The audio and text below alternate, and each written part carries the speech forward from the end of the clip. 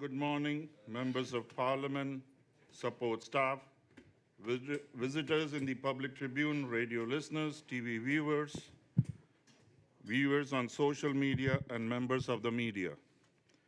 Welcome to this public meeting number 11 of today, Friday, January 20th, 2023.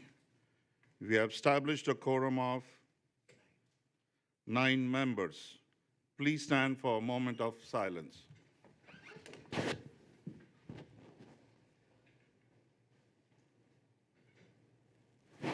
Thank you.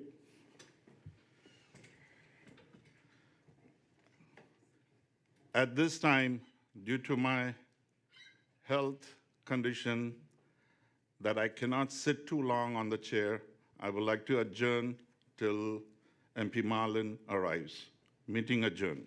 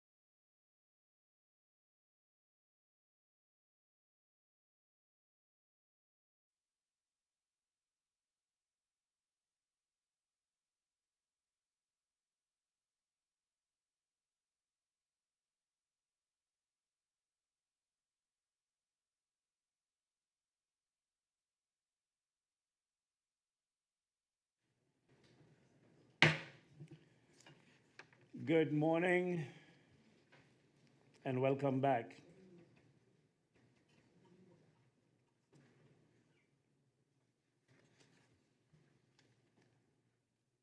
At this time, I open the floor for notifications. And if there are any notifications,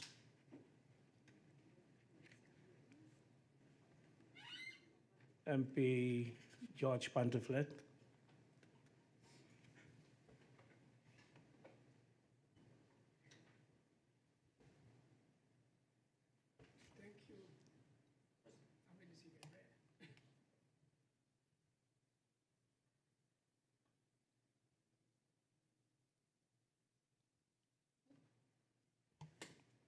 I put on your ticket.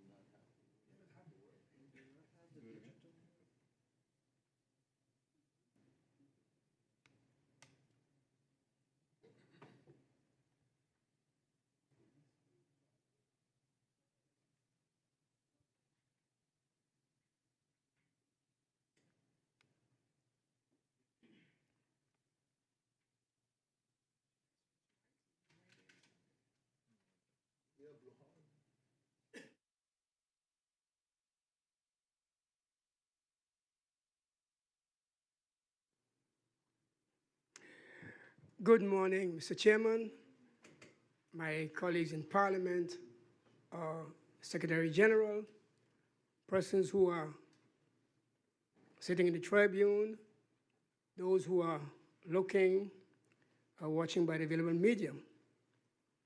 Good morning. Mr. Chairman, I just want to make two short notifications, and it has to do with some complaints that I've received up to yesterday with regards to the issue of the salaries that were being paid before COVID-19, and then after COVID-19, there was some reduction and so on in order to assist employers and minimize their costs. But apparently, some employers are still paying the employees less than what they should have been paid before.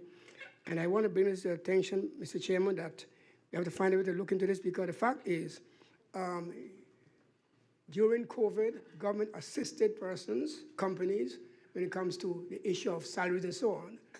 And I think that time was over, where the employer should be paying their workers their regular salary. But unfortunately, there are some complaints I've received where that is not the case, that persons are still being paid a reduced salary. So I think this matter should be looked into. Also, Mr. Chairman, coming to work this morning in the area of Carrefour, close to the roundabout, there was a water truck that is coming in our direction at top speed. And had I not pulled to the right, Mr. Chairman, I don't think I would have been here this morning. So I'm saying again, Mr. Chairman, there should be more control on the road, and these persons should realize that driving at that top speed is very careless. And they're putting not only their lives in danger, but lives of innocent drivers and maybe pedestrians. So again, Mr. Chairman, a warning to them: stop this reckless driving. Thank you, Mr. Chairman. Thank you, MP George Pantoflet. I see there are no further requests for notifications. So we continue with the agenda points. Today we have as agenda points the incoming documents as a point, agenda point 1 and agenda point 2, Mullet Bay Inquiry Commission composition, which is the incoming document 322 of the parliamentary year 2020-2021, dated January 22nd, 2021. We go over to agenda point 1. All members have received the list of incoming documents and the proposals for further handling, and that is in incoming document 126 till incoming documents 337 of the parliamentary year 2022-2023. Are there any comments or proposals on the list as presented? To which member can I give the floor?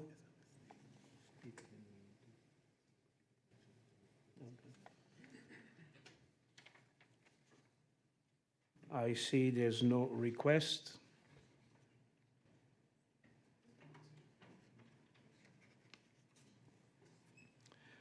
So there are no requests for any comments, and the list and the proposals for handling are approved. We go over now to agenda point 2.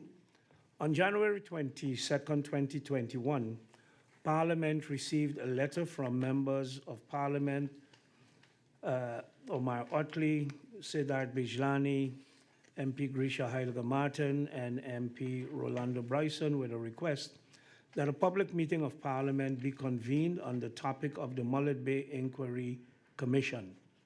So that was January 2021.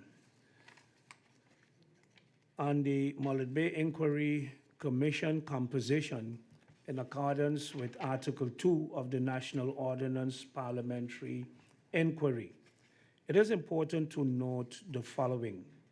Based on Article 64 of the Constitution of St. Martin, the Parliament has a right of inquiry to be regulated by national ordinance. The elucidation to this article states that a right of inquiry is a far-reaching means and is only used when it appears that the other rights of the Parliament to request and obtain information from the government don't function properly. The right of inquiry is one of the most powerful means of control of the Parliament. The national ordinance, as referred to in Article 64 of the Constitution, is the National Ordinance Parliamentary Inquiry. Article 2 of the National Ordinance Parliamentary Inquiry stipulates that the Parliament, on the initiative of one or more members, can decide to keep a parliamentary inquiry. This parliamentary inquiry is then executed by a committee of Parliament. The decision to keep a parliamentary inquiry contains a description of the topic of the parliamentary inquiry. The Parliament appoints the committee members from amongst its own members. Once the Parliament has taken the decision to start a parliamentary inquiry, the chairperson of the Parliament has to make this decision known to the public in the National Gazette. It is noteworthy to mention that in accordance with Article 4, Paragraph 3 of the National Ordinance Parliamentary Inquiry, a parliamentary inquiry does not end due to the parliamentary period, in principle 4 years, based on Article 46 of the Constitution, coming to an end or the dissolution of Parliament. Besides Article 64 of the Constitution and the National Ordinance Parliamentary Inquiry, the Rules of Order of Parliament, Chapter 14, to be exact, Articles 81 through 89, contains some regulations concerning parliamentary inquiries. On November 5th, 2019, Parliament approved its proposal to start an inquiry. In accordance with Article 2 of the National Ordinance Parliamentary Inquiry, with the goal to obtain insight into the ownership of the Mullet Bay area and the current volatile legal position that exists between the owner, government, and the citizens, and the assets, and to assess the need for Parliament and government to intervene in every feasible way possible to protect one of its most precious coastal and inland waterways in the national interest of the country, as well as to explore possibilities how best it can be used in the interest of the people from an economic, environmental, heritage, and legal perspective. It was also decided that a parliamentary inquiry would be conducted by the Committee Parliamentary Inquiry Mullet Bay, as established on December 12, 2019, that would consist of MPs Rolando Brison, MP Christophe T. Manuel, MP Anna Richardson, MP Tamara Leonard, and MP Siddharth Bijlani, and substitute members Solange Duncan, based on the advice of the Central Committee of Parliament, which suggests that the committee consists of 5 persons. As mentioned previously, in accordance with Article 4, paragraph 3 of the National Ordinance Parliamentary Inquiry, a parliamentary inquiry does not end due to the parliamentary period, in principle a 4-year period based on Article 46 of the Constitution coming to an end or the dissolution of Parliament. Hence, members who do not return to Parliament are no longer part of the committee as well. In this case, this is former members Anna Richardson and Tamara Leonard. Based on the request of this meeting, the intention is to look at the composition of the Mullet Bay Inquiry Committee in accordance with Article 2 of the National Ordinance.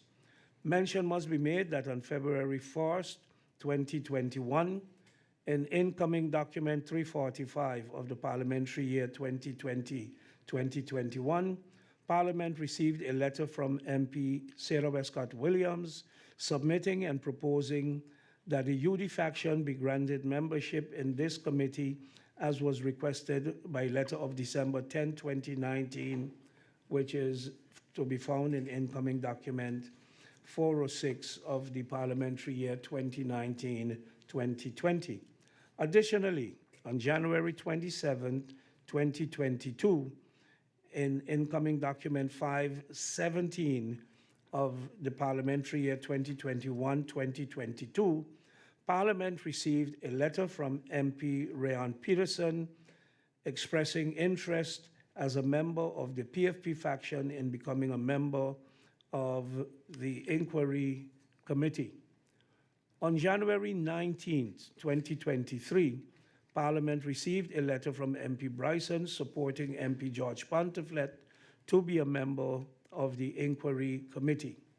Lastly, it is important to note that on the Parliamentary Inquiry Committee informed Parliament of its proceedings on March 16, 2021, which we can find in incoming document 503 of parliamentary year 2020-2021, and recently during a closed-door Central Committee meeting on November 25, 2022, the estimated completion date of the inquiry is June 2023. At this time, I would like to give the floor first to the requester of the meeting and also who is the chair of the Mullet Bay Inquiry Committee for any remarks regarding this topic. But before we do so, I take a 30-second break.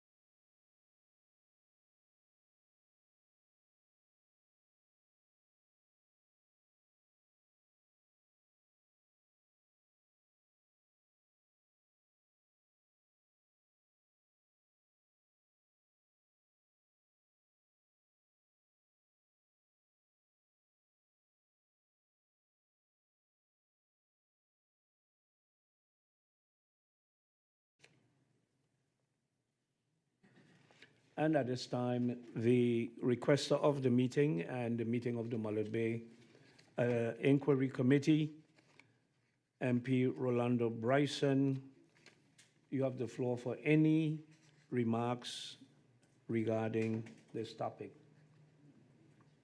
MP Brison, you have the floor. Thank you.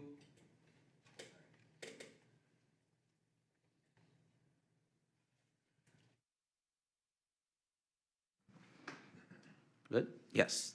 Thank you, Mr. Chairman. As a brief elucidation to the request and also as chairman of the Mullet Bay Inquiry Commission. As many know, the Parliament of St. Martin passed its first parliamentary inquiry in accordance with the national ordinance. In 2020, of course, we were faced with COVID-19, and in 2021, a lot of the work, as per the update provided, was in establishing really, as a first time doing a inquiry, even the work method and having third parties understand their legal obligations to provide information. So there were quite a lot of growing pains, so to speak, that I believe will actually shape the way to make it much easier for future parliamentary inquiries of Parliament, as based on how our experience has been, that will also be to kind of set a roadmap for future parliamentary inquiries. As the Commission updated the Parliament and the Central Committee, we are approaching the phase at which we will start the closed-door interrogations as per the proposal, which will follow with public hearings on the oath, and then finally the final report is presented to Parliament. Therefore, at this time, I think it's prudent to ensure that currently we have 4 members active on the assigned to the Commission, and to add another member, which would bring us to 5 members.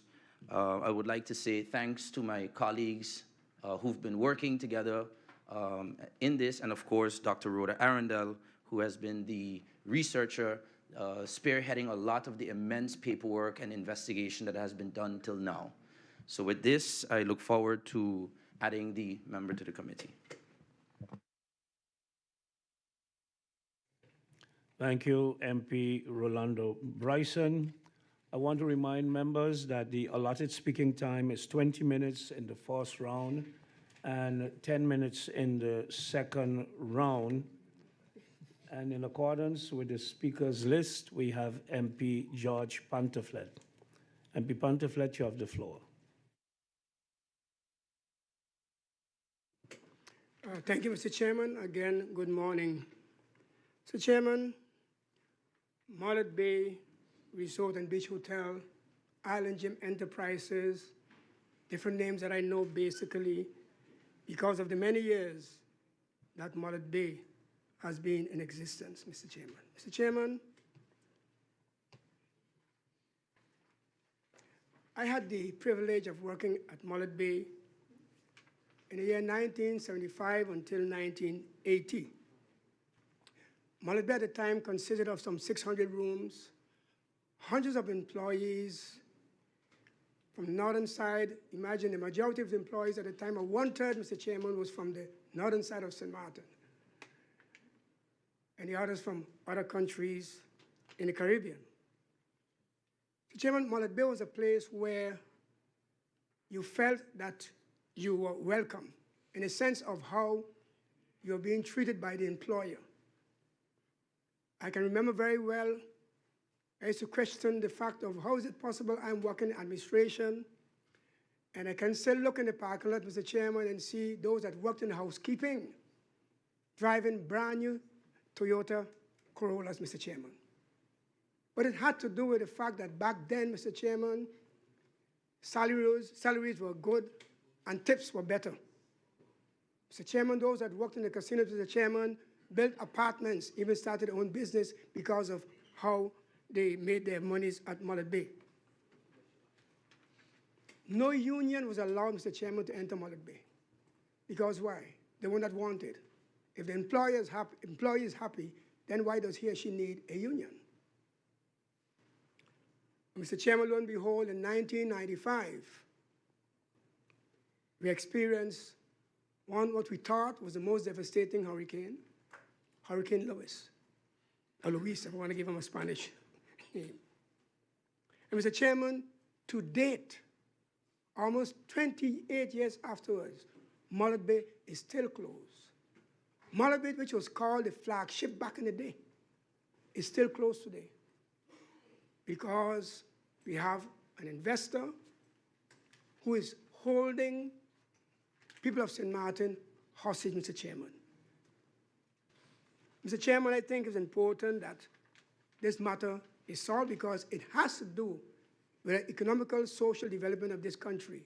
And indeed, if nothing is done, it means that we will not benefit at all from what is taking place. So, Mr. Chairman, there's an inquiry commission that is busy addressing this matter. I believe it is important. And let me say this. There are laws that protect investors because they purchase the land and say it is theirs.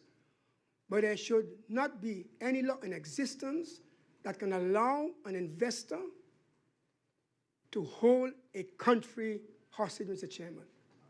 I don't care what kind of law it is, Mr. Chairman, it should not be allowed to hold a country, and in this case, Mr. Chairman, prime estate, such as Mullet Bay, hostage.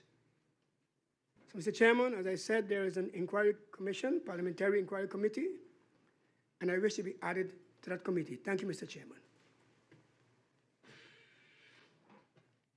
Thank you, MP George Pontiflet.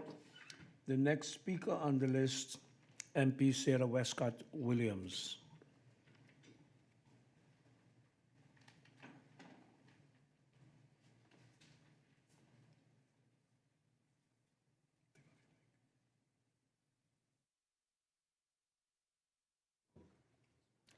Thank you, Mr. Chairman, and a very good morning to you.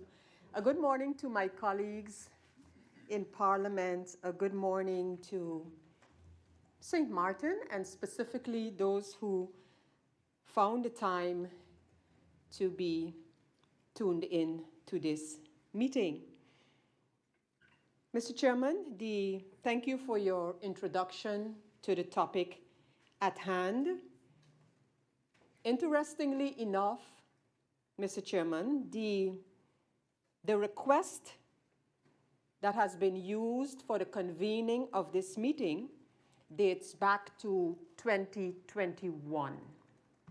And today we hear as the reasoning for this meeting request being convened, we hear the proposal for a member to be added to the commission. In this case, my colleague, MP George Pontiflet, for him it is proposed that he be added to the committee inquiry Mullet Bay. In your introduction, you cited two other and earlier requests for membership in this committee, including one belonging to me, a request from me for inclusion in the Mullet Bay Inquiry Committee. Not just to be included, because as I explained in my request that goes back a long time, in fact, 2019, 2020, somewhere there, Mr. Chairman, it is specifically mentioned what the intention is in terms of participation in an inquiry committee. And the emphasis is placed on the factions in Parliament and their representation in an inquiry committee. It was quite interesting how, at the time, a member of the UD was placed in the committee. The chairperson of the committee assumes all kinds of roles and authorities with respect to this inquiry committee. Be that as it may, I want to repeat again that before the request that is dated the 19th of January 2023, on the basis of a request for a meeting of 2021, there are two requests for participation in this committee. And so my question to the committee, the chair of Parliament, is whether those two requests will also be handled today. Mr. Chairman, I have, and I thank my colleague who showed me the intention for a motion today to be presented, or yes, to be presented today regarding the Mullet Bay property. Mr. Chairman, the records of Parliament will show that I have, over the course of time, been asking questions regarding the Mullet Bay property, what government is doing, is not doing. In fact, before I go there, let me state that some time ago, I asked of the committee, the inquiry committee for Mullet Bay, I asked that we get a presentation, we get an update rather, that's the word I used, an update on the workings of the committee. With total disregard for that specific request, the committee subsequently, in fact maybe the day after, 2 days after, but very close to each other, then made a presentation to Parliament.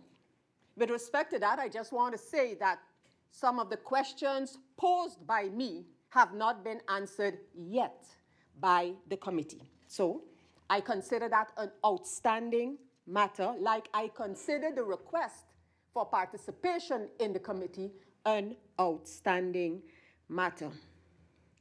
Coming back to the proposal for a motion to be presented today, Mr. Chairman, one would wonder, I would wonder, if we are serious about considering the potential action that the government could take, would not the first act be a meeting with the government of St. Martin? And if there's once that I would suggest a closed-door meeting with the government of St. Martin, it would be in a situation such as this. Because what I have not seen reflected in the proposed motion is due consideration for what is a potential conflict here between public and civil law. And that is not being addressed, in my opinion, in what I have seen thus far.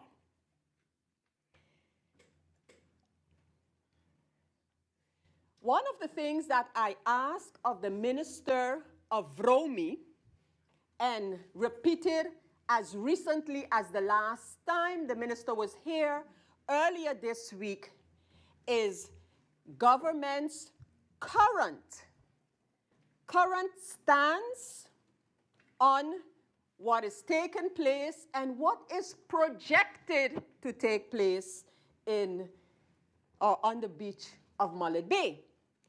And what I asked the minister, because in asking questions regarding the activities on Mullet Bay some time ago, and the minister responded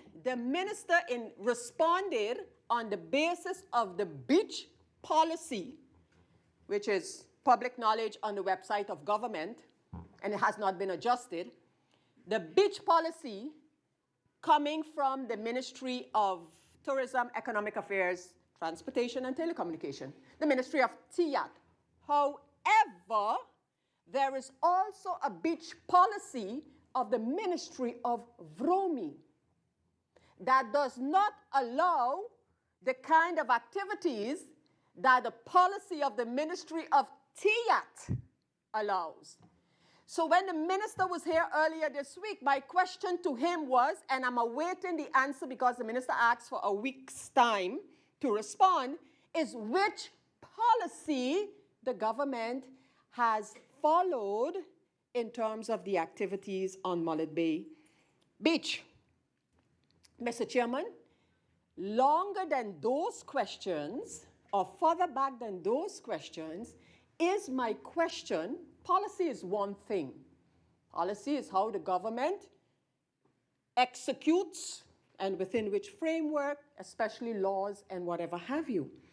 But, Mr. Chairman, what I have not heard the committee address, I have not heard a minister address with respect to beaches in general on St. Martin, are the stipulations in our civil code.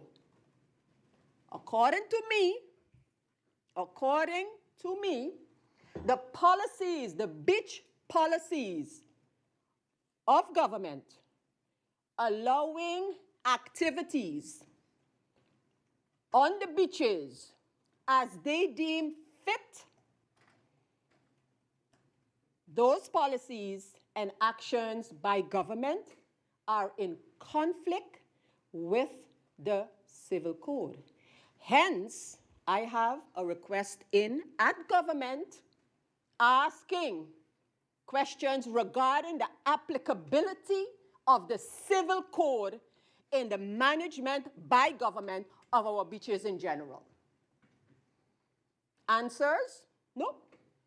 Because what we have seen is that this government basically dictates the tone for Parliament's operation, when we get information, how we get it, when they come to present to Parliament. And the critical issues, such as answers to, okay, which beach policy applies? One, how are these related, if they are, to the civil code stipulations? And finally, Mr. Chairman, I have seen potential mentions. So not that it will happen, and the proponents of the motion, I'm sure, will explain that, but reference is made to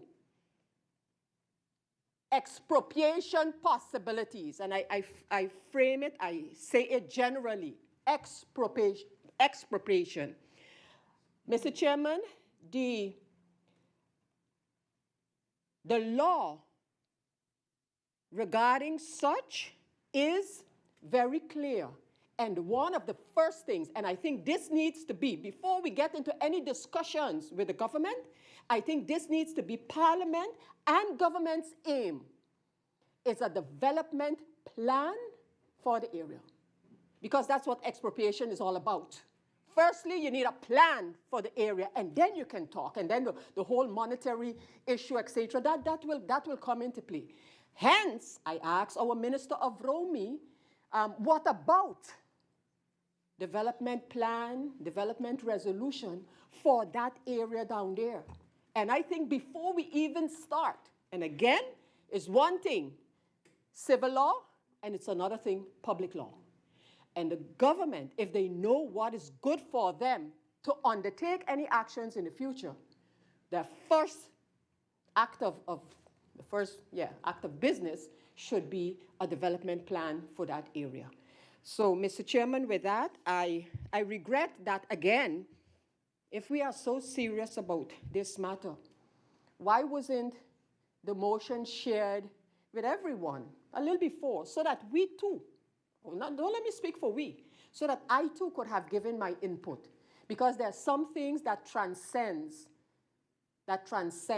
politics.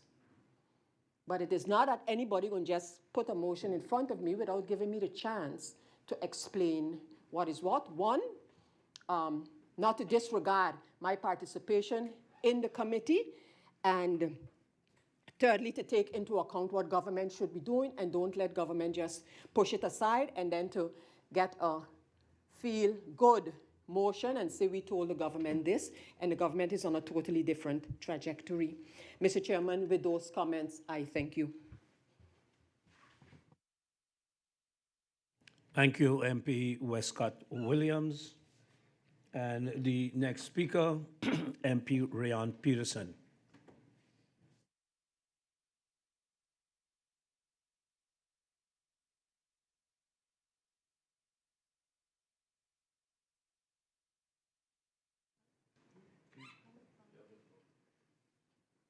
Thank you, Mr. Chairman. Good morning to you, Mr. Chairman. Good morning to the griffier, to the Secretariat, to my honorable colleagues, our invited guests, and everybody else tuned in. Mr. Chairman, today we're discussing a very popular topic, namely the Mullet Bay property. I would like to take this opportunity to inform the public a little bit about Mullet Bay. Because when you read the news and you hear us talking in here, it kind of gives the impression that the issue in question pertains also to our beloved Mullet Bay Beach. And that can't be further from the truth. Because the Mullet Bay Beach, the beach part, was already taken back for the people of St. Martin in the year 2009 by the then Minister, by the then Minister of Romy, Minister Gittison. Since then, the ownership of who owns the beach part of the property legally has not been in question.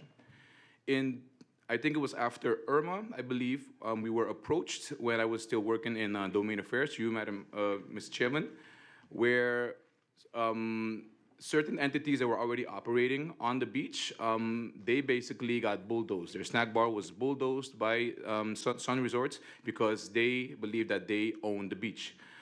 Since then, you know, the entities came to Vromi when we were working there, and we advised them to take it to court.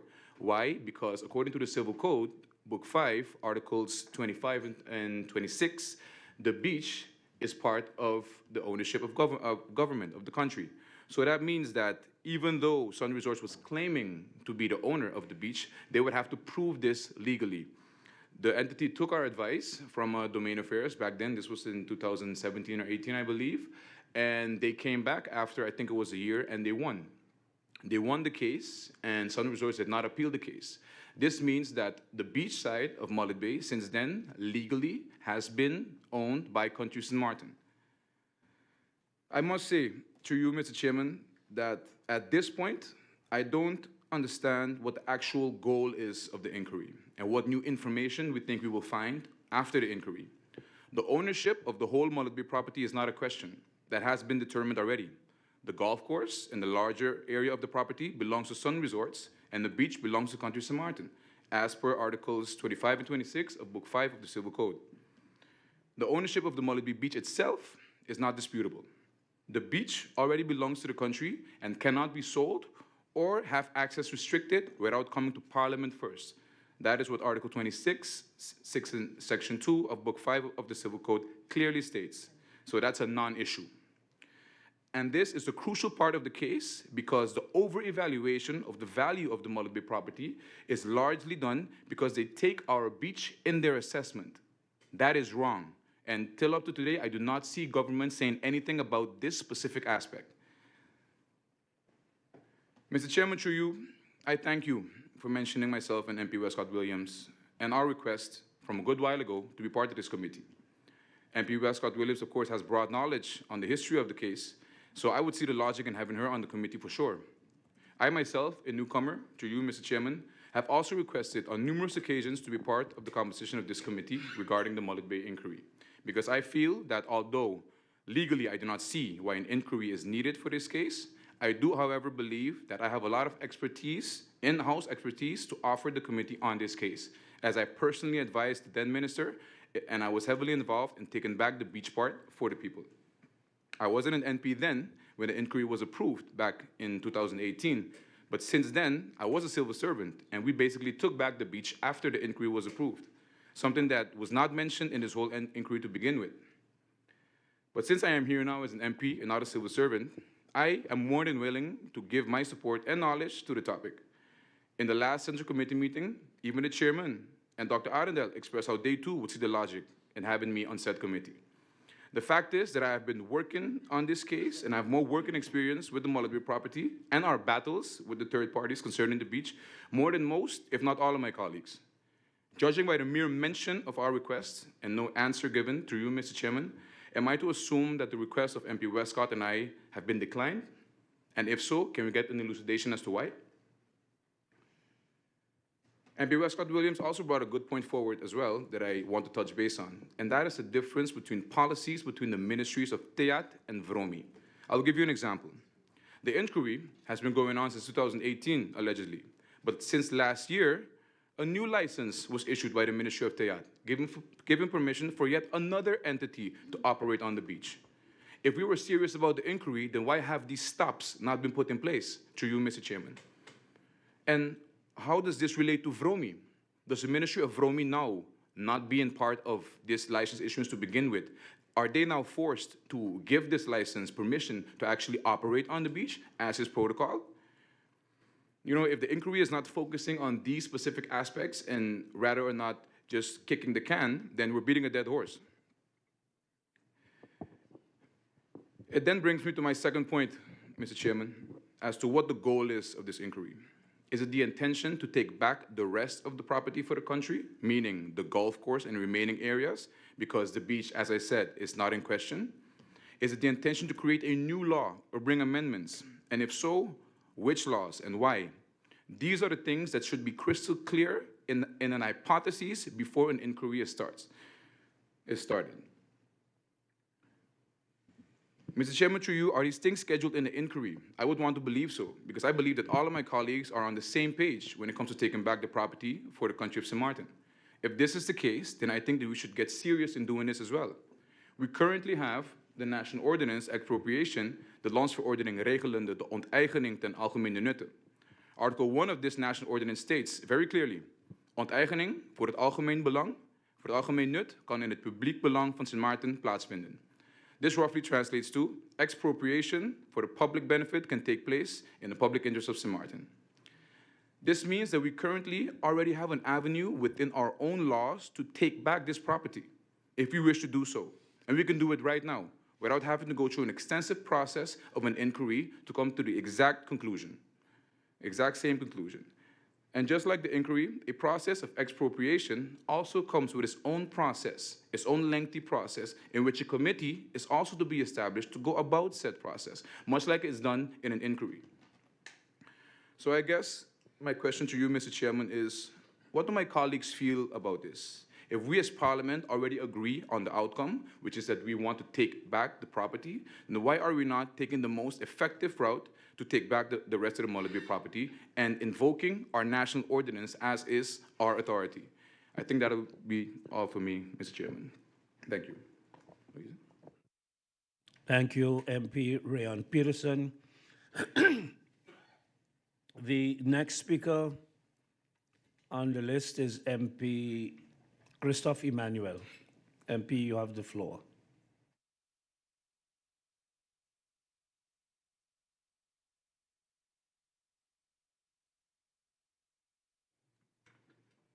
Thank you very much, Mr. Speaker, and good morning to you, my honorable colleagues, those in the Tribune, everyone, people of St. Martin. Good morning to everyone. Let me take this opportunity to congratulate Parliament for the new technology that we have. Yeah, it makes you feel special. New mics and cameras and 360. You can't get away with nothing no more. Mr. Chairman, let me start off by saying that I will be presenting a motion concerning the topic that we are speaking here today. And the reason why I started by saying that is there is no mixed feelings with me whatsoever in terms of any of my colleagues not receiving or getting the motion in a timely manner or fashion to peruse or go through the motion. If any one of my colleagues feel that way, I humbly apologize for that, simply because, Mr. Chairman, as the motion was being completed and it was passed on, in my assumption, I wanted to believe that it was passed on to the other and the other and the other. So I apologize for that as well, for anyone that feel they didn't receive it in a timely manner or fashion to peruse the motion. Nonetheless, I have been speaking about bringing a motion concerning Mullet Bay from our last meeting that we had. Mr. Chairman, it goes over now for me to the order of the day and asking this simple question. What comes first? The country of St. Martin or the Mullet Bay property? Which one comes first? Mr. Chairman, both. Both. And the reason why I'm saying this is not 5 years. It's not 10 years.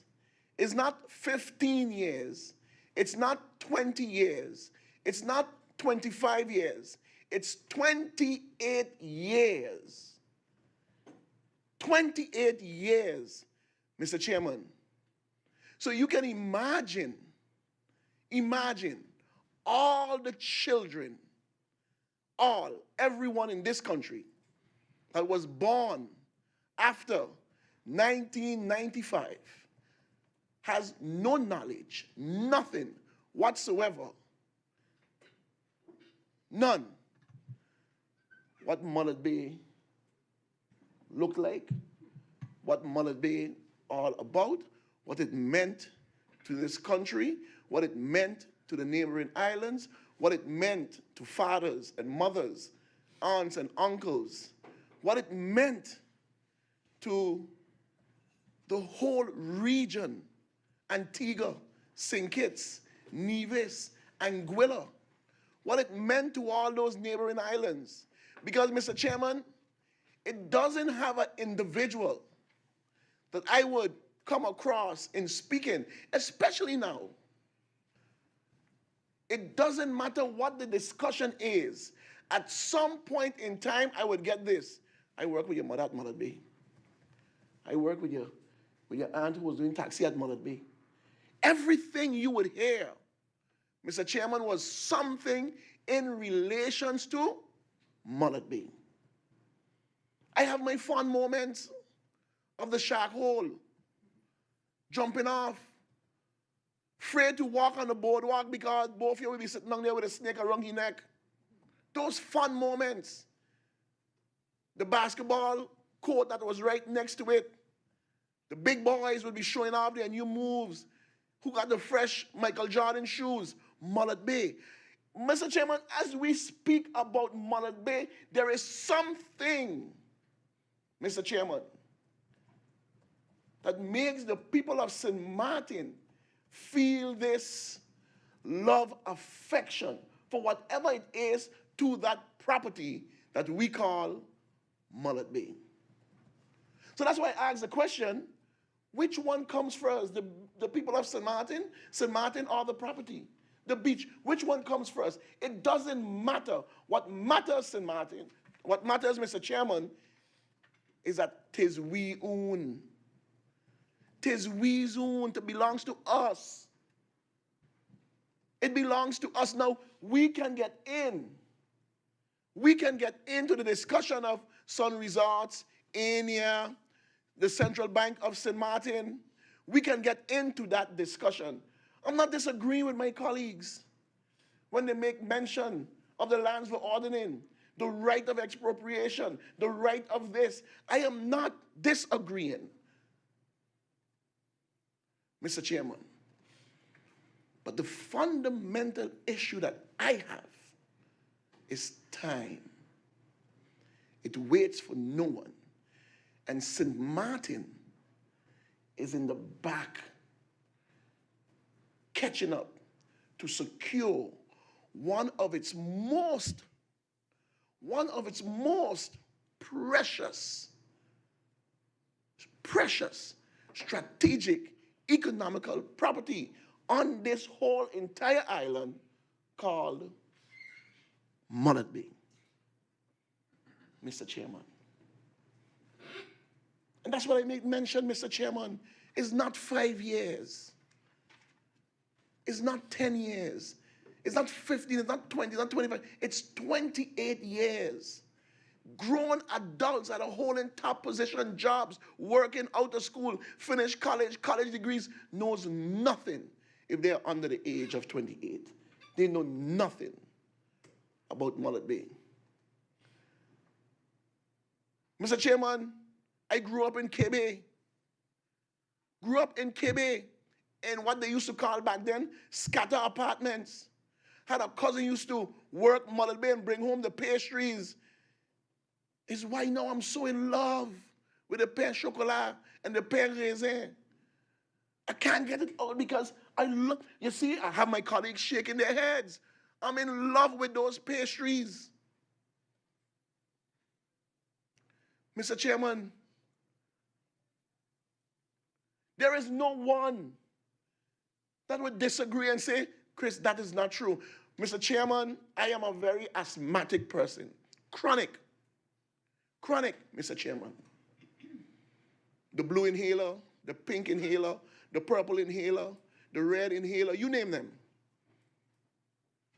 And I would ask my father, but why am I always this kind of sickly person? And this is a story he told me. My mom was 5'4", working at Mullet Bay, washing the dishes at Mullet Bay, and the sink was above her belly. And when she was pregnant with me, and he goes to pick her up, Mr. Chairman, she would come outside in a Jew with her belly wet. And he would always tell her, you're going to make the boy sick. I'm telling you a story that my dad told me. You're going to make the boy sick. Because she's washing these dishes, Mr. Chairman, but the sink is high. And she's a short person in stature. And with all the water spraying up, her tummy would get wet. And who's inside there? This handsome young man, Mr. Chairman. And my dad would always tell her, you're going to make the boy sick. So, Mr. Chairman, I am talking about cousin working at Mullet Bay, uncle working at Mullet Bay, father worked at Mullet Bay, mother worked at Mullet Bay, neighbor worked at Mullet Bay. And here we are today with a sense of dichotomy, differences in how we should secure this property. Mr. Chairman, yes, I've made mention of expropriation, which I think is a must and is a right. But again, like I said, Mr. Chairman, time. And in discussions with individuals, putting this motion together, speaking with my colleague, MP Brison, bringing his points across. Mr. Chairman, again, I think it is time St. Martin put on their big shoes, tied their laces and said, this belongs to us. There's means and there's ways that we can go about acquiring this property. Mr. Chairman, we contribute every year to the Central Bank of Curacao and St. Martin with a 1% foreign exchange tax, $26 million every year. Mr. Chairman, St. Martin should have the right of first refusal concerning the purchasing of Mullet Bay. Mr. Chairman, the central bank is saying that they are looking for buyers or sellers to develop or sell. Mr. Chairman, we have developers in this country. And we have means and ways of buying this property, Mr. Chairman. This is what I'm saying to the government of St. Martin. It can be done. And yes, I can agree with my colleague, Rayon Peterson from the PF. I can agree that it should be done now. It should be done. Because, Mr. Chairman,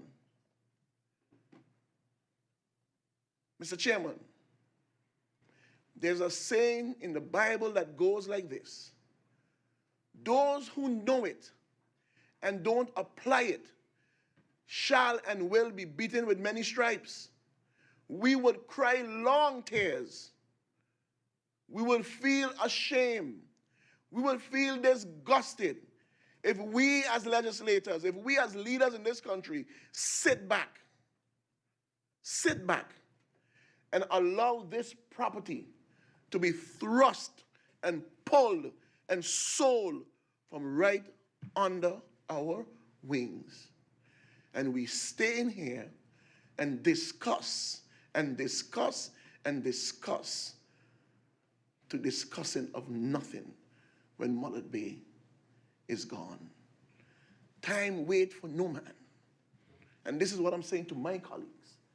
Let us get on this and secure this for the next generation, so that the next 28 years, the people of St. Martin would say, thank God this Parliament of St. Martin took a decision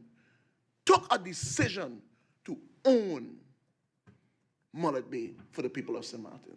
I thank you very much, Mr. Chairman. Yes, Mr. Chairman, and just, sorry, Mr. Chairman, I will be presenting the motion in the second round. Thank you very much. Thank you, MP Christophe Emmanuel. And the next speaker, MP Rolando Brison. MP Brison, you have the floor. Thank you, Mr. Chairman. A good morning, good afternoon now to yourself, the Secretary, my colleague members of Parliament. A special welcome to Dr. Arundel, the support team for the Mullet Bay Commission in the Tribune, and those following by various media. Mr. Chairman, I am happy, as I said in my elucidation earlier, with the progress we have made and the closer steps that we're getting to finding the truth behind everything regarding Mullet Bay, via the inquiry, being able to come up with tangible solutions, not just on our own, but well-researched in solutions for the situation that St. Martin faced, and take all of the different opinions of everyone into account and come up with a well-researched, a well-documented, and one where, by even of measures of getting documents by law and having people testify under oath, then you have the truth, then you act. Mr. Chairman, I have to say it has been a great pleasure thus far working within the Mullet Bay Inquiry Commission. I feel like that commission functions like how Parliament should function. Because in the commission currently, we have 2 coalition members, we have 2 opposition members. And of course, without going into details of those discussions, what I can tell you is that we always maintain our professionalism. Not once in the years that this commission has operated have you heard of a leaked document, have you heard of a recorded conversation, have you heard of any emails being leaked? None of that. We have operated with the utmost integrity and professionalism within that commission. And that is what is essential to the success of this. Mr. Chairman, without going into the confidential matters within the inquiry, to give the public a bit of a summary based on what we have all read within the media of where we are now with Mullet Bay, I will summarize it as follows. Mullet Bay, and when we say Mullet Bay, it's actually officially called Mullet Pond Beach, which is what we all call Mullet Bay Beach. And then you have the Mullet Bay property, which is subdivided into various areas and encompasses, I believe, I don't remember the number of square meters, but a very large piece of land bordering Point Pirouette, etc. The value of this property has been ascertained by the courts of St. Martin has been inflated. This property is owned by an entity called Sun Resorts. Sun Resorts was transferred to the books of the insurance company Enya, and upon receiving that property at a lower value, audits have shown and the court cases have shown that the value of the property continued to be inflated. So on the left side of the balance sheet, you see a property that's listed for over 300 million in value, for example. And what the entity was doing under the orders of their top company, Parman Group, which is headed by Hushang Ansari, under those orders, loans were drawn against that asset within this insurance company. Because if you have that 300 million in asset and you go to a bank, they will say, sure, we'll gladly give you 300 million. At some point, and it's one of the things that needs to be ascertained by the inquiry, despite this supposing to be a public supervised entity, despite so many years passing, despite so many governments, despite it being an obvious problem that Mullet Bay has never been developed, this passed through everyone's eyes until, I believe it was 2016, when finally the central bank really looked into this, and as a result, using the necessary laws, decided to take administrative action because the entire company of Enya was at risk because of this behavior. And it was flagged because of a $100 million drawing that the court documents show that went to a Bank of New York suddenly out of Enya during a very tough economic time. That prompted the central bank, according to their statements in the court cases, to investigate. They found the issues and they took administrative action. So to be clear, does the central bank own Sun Resorts, Mullet Bay, Enya? No. But it is under a strict legal administrative procedure where they can decide despite the many challenges to that have been shot down in court, they have the power to decide what happens within ENIA and their assets. So this is where we are today. MP Emmanuel touched me as well, and I think many of us in here, when he talk about the memories of Mullet Bay. I myself have those, we all do.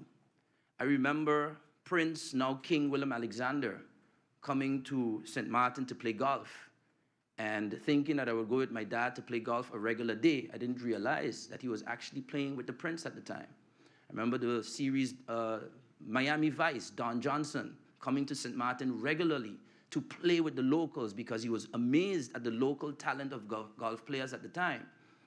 And I get the opportunity to caddy for him as a young man. There's so many memories, so many people that worked that has just been allowed to remain the same. And oftentimes, you can imagine and look back at whenever action was being attempted to be taken against this property, not too long later, a government would fall. Mr. Chairman, it is time that we be serious and open the eyes and ears and be straight about this. But speaking about it on Parliament as MP Rolando Brison is one thing, but a parliamentary inquiry coming out with the facts of the matter, with statements, not from me, but from those that are interviewed by the commission, and putting a final stamp to the truth might really finally open the eyes and ears of the people of St. Martin and teach us a lesson of what we can learn from this to make sure this never happens again in our country. So if you want to ask me, you don't want to read the 20-something page proposal that has all the hypothesis and all of the justification for why the inquiry is there, and you ask me why, that is why. Because the truth will definitely set St. Martin free.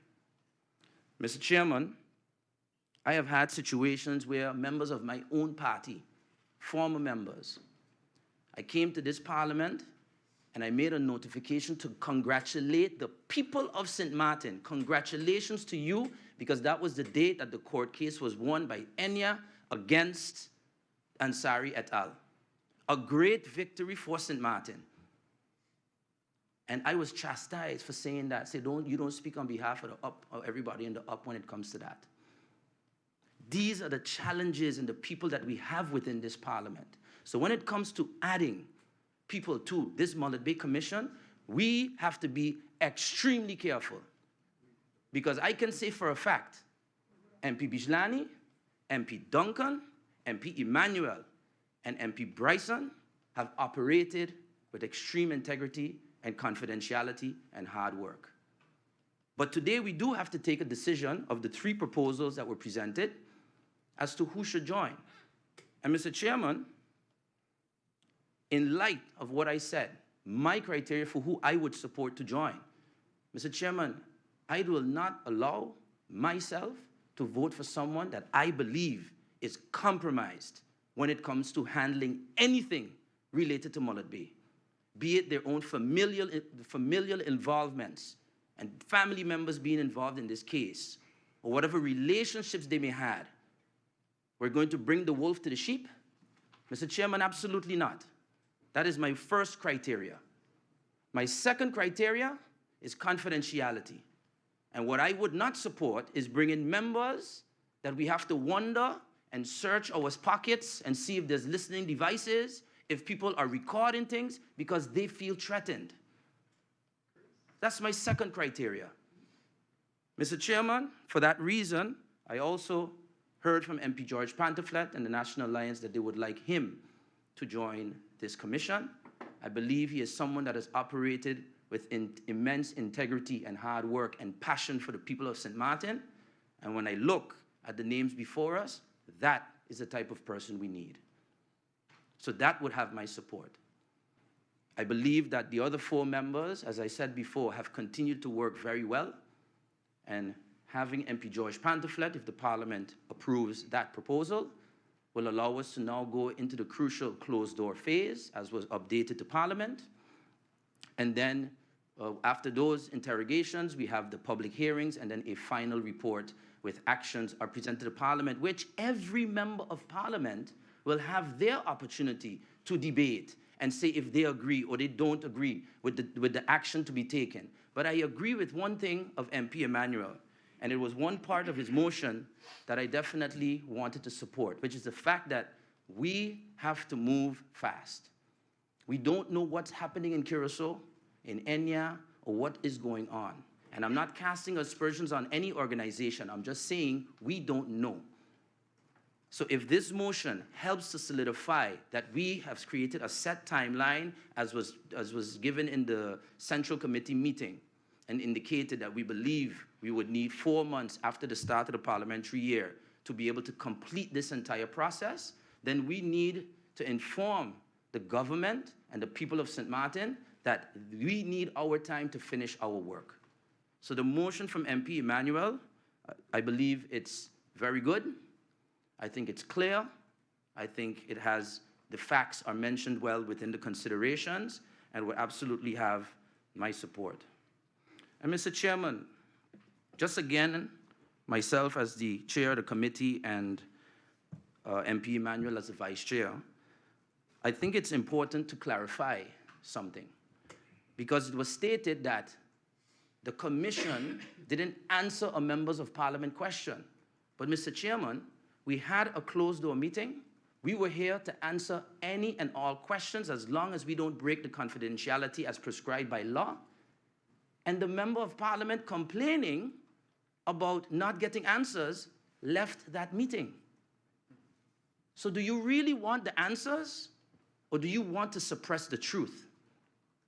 Because there was plenty of opportunity in that meeting is where the vice chairman of the commission indicated, no, if we're going to continue this, we need some sort of indication going out to the government, to the CBCS, to the public, that this is our timeline and everything should be put on hold where possible. Every effort should be made where legally possible to make sure that we can complete our work. And I agreed. That was discovered by interacting with the commission.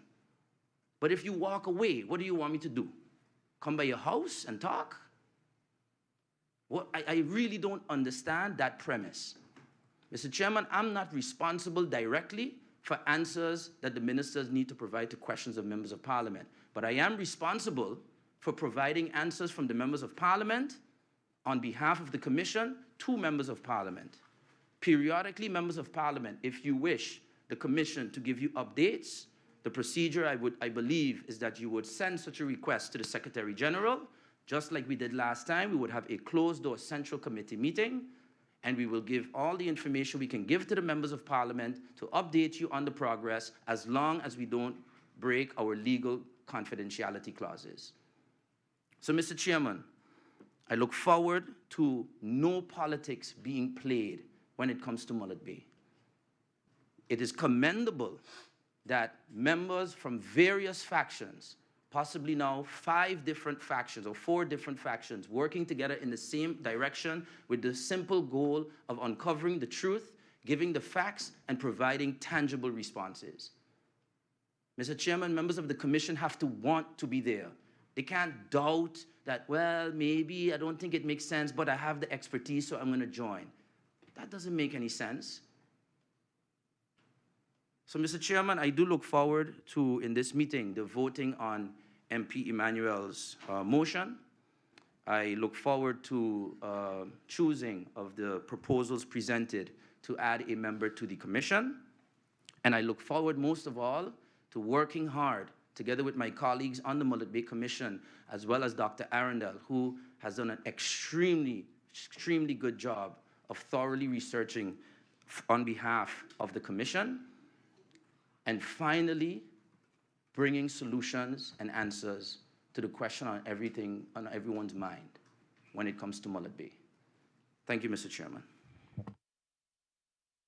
Thank you, MP Rolando Brison. The following speaker is MP Ludmila De Weaver. MP, you have the floor.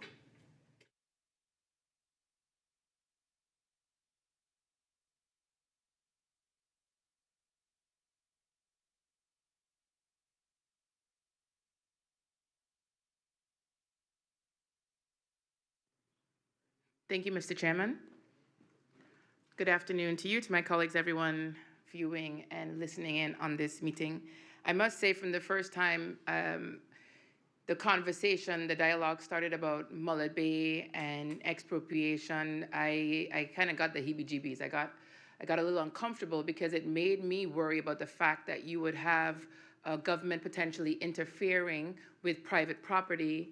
And that was the initial feeling. The more that I've gone into this discussion or studied the topics, it still leaves me baffled. And it's all fine and dandy to talk about memories about Mullet Bay property. I think everybody in this room probably has a family member that worked there. It's all fine and dandy to talk about facts about the property. It's all fine and dandy to talk about truth, getting the truth out of this parliamentary inquiry.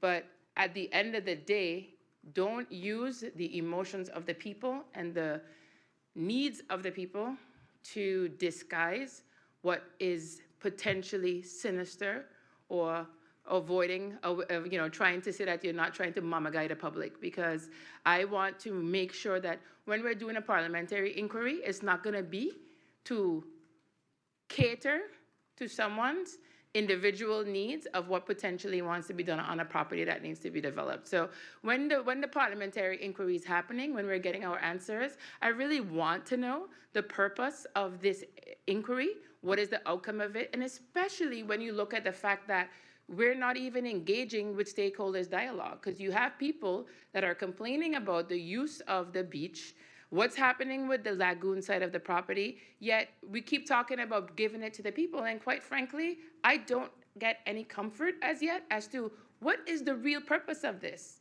So don't try to use the emotions of the public. Don't try to say that you after the truth when technically your truth is probably not what the community and the public wants to hear and the people of St. Martin want to hear. When you're trying to mama guy us with a real reason behind why you want to expropriate property and pay for stuff that government can't afford. That's what I want to understand. Are we there to protect it for the people? Are we there to protect it for an elite few? So let's just be straight with all of that. When it comes to clarity on this topic, a couple weeks ago, you had an article released by the central bank that referred to, we will be, finalizing this property sale within the year. Is the central bank a real estate developer? Is the central bank a real estate company? I just want to know exactly what their role is here, and do not confuse the public anymore with the role of the central bank, whether it's a real estate company or if it's the one who is actually handling, protecting ENIA and their recipients of whatever service it was they were receiving from ENIA. Thank you very much, Mr. Chairman. Thank you, MP Lukmila De Weaver.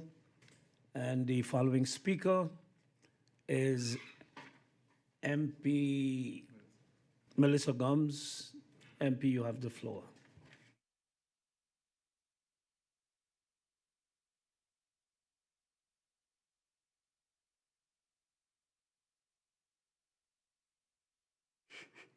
Thank you, Mr. Chairman, and good afternoon to you, to everyone here with us, and those joining us via various mediums. Mr. Chairman, I will be brief. I just wanted to ensure that my name was on the speaker's list. I thank my colleague, MP Emmanuel, for showing me the motion. I do have some issues with it, and I'll explain what those issues are. Mr. Chairman, something I've said a lot on this floor is that words matter, in particular when they're said here or they're said in the media. As I understand it, and as has been explained, Sun Resorts Limited NV is the sole owner of the property that we know as Mullet Bay. At the Chamber of Commerce of St. Martin, the registry lists the statutory directors of the entity called Sun Resorts Limited NV. At the Cadastre of St. Martin, the property known as Mullet Bay is registered to Sun Resorts Limited.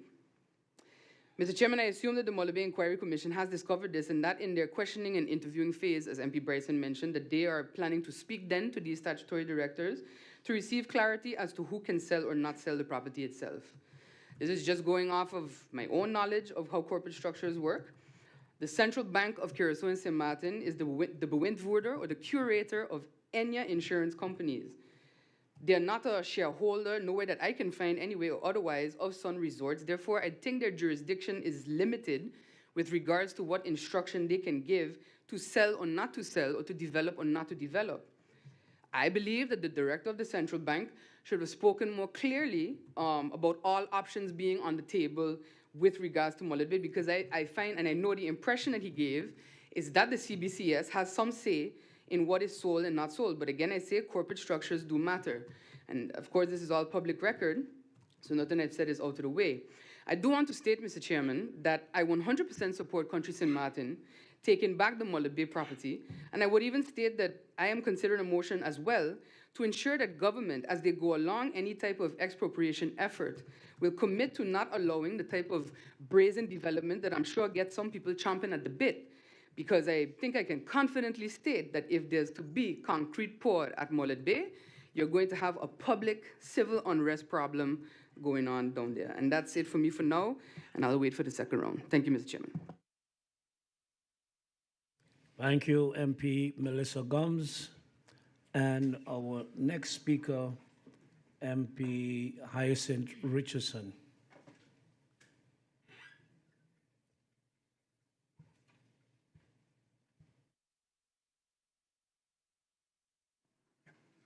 Thank you, Mr. Chairman. I definitely sign in to make sure that I will be in this meeting for the second round, because it's appalling for some of the things I just heard, Mr. Chairman, concerning Mullet Bay. I want to say, first of all, thank you, Mr. Chairman. Good afternoon to my colleagues. Good afternoon to the people of St. Martin. And Mullet Bay being 28 years in operational, and I've been on record many times stating my part that I believe Mullet Bay should be taken back for the people of St. Martin. And Mr. Chairman, with saying that, I will just be ready for the second round, for the rumble. Thank you, Mr. Chairman.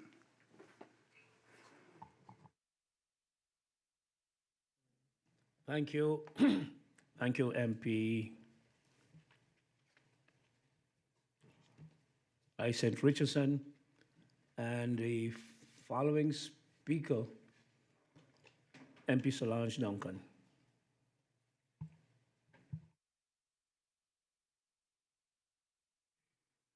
Thank you, Mr. Chairman. A good afternoon to you. Good afternoon to my colleagues here in Parliament, and a good afternoon to the people of St. Martin tuned in. Mr. Chairman, I joined the committee first as a substitute member, well, I'm still a substitute member, not only for the sentimental connection to the property, but because of the importance of the property to this country and our people. We have an inquiry which is going on, which has gathered an important or substantial amount of information. There needs to be not only further processing or at least study of that information, but interviews also have to take place because we want to, as a parliament, do our due diligence. What grinds my gears is the fact that not only if we look at Mullet Bay, but how many other pieces of property or land, our patrimony on St. Martin has been sold out. We have a serious problem in this country. And for me now to be here at the age that I am at, and to be in this position, to be having a discussion, I wish it was 28. To have a discussion on what is probably now one of the last pieces of property that should not have, in my opinion, should not have been sold at the extent at which it was sold, to have a discussion on not only how to protect it moving forward and protect the beach, but to supposedly take it back. It is incredible that this is where we are, but I agree with my colleagues, MP Emmanuel, I agree with MP Gomes as well, that we need to do something now and we need to do something drastic, because that is what the decisions that have been made over the last 40, 50, however long those decisions have brought us to this place right now. And moving forward, something needs to be done. So I do not think that being inactive is the answer. I think that we do need to do our due diligence. We do need to continue as we started. However, this motion I think is appropriate because we are maybe past the last hour. And again, too much has gone down in this country and we cannot just let it continue and sit by and do nothing. So I look forward to the motion being presented, and I really hope that it is passed. It will be historical, as is this inquiry, but I think it is very necessary moving forward for not us, but the children and their children in this country. Thank you, Mr. Chairman.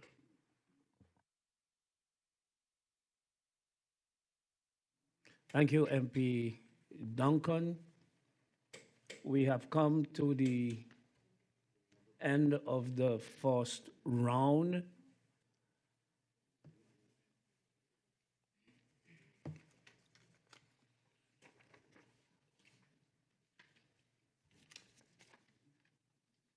We have come to the end of the first round, and there have been several kind of rhetorical questions or statements made, as we do not have government present to answer any questions.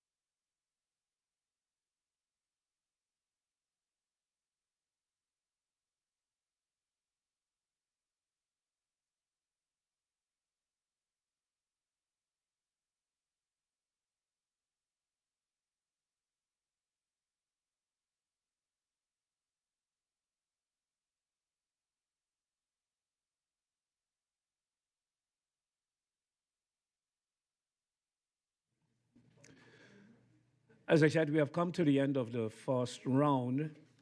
Before we continue with the second round, I will briefly adjourn, and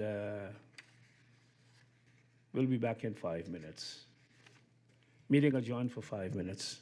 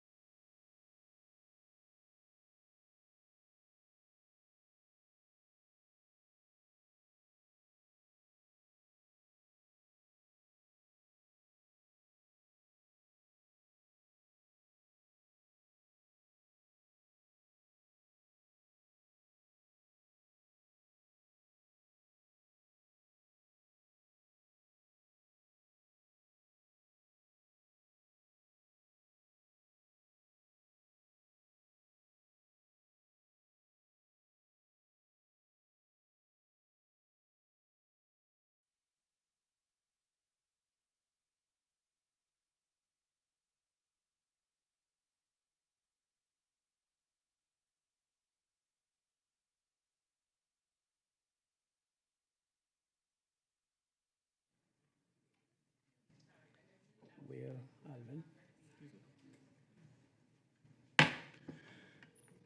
Good afternoon and welcome back after that long 5-minute break. We are now ready for the second round. I want to remind members, of course, you have a right to use your full 10 minutes in the second round, but I also want to remind members that 10 members of parliament have registered for the good governance training or program that they have at Maho. So we need to end this first round or second round, or we would have to adjourn the meeting in order to give members time to reach there. So we go over to the second round, and I need a list of speakers. The first speaker in the second round, MP George Pontiflet.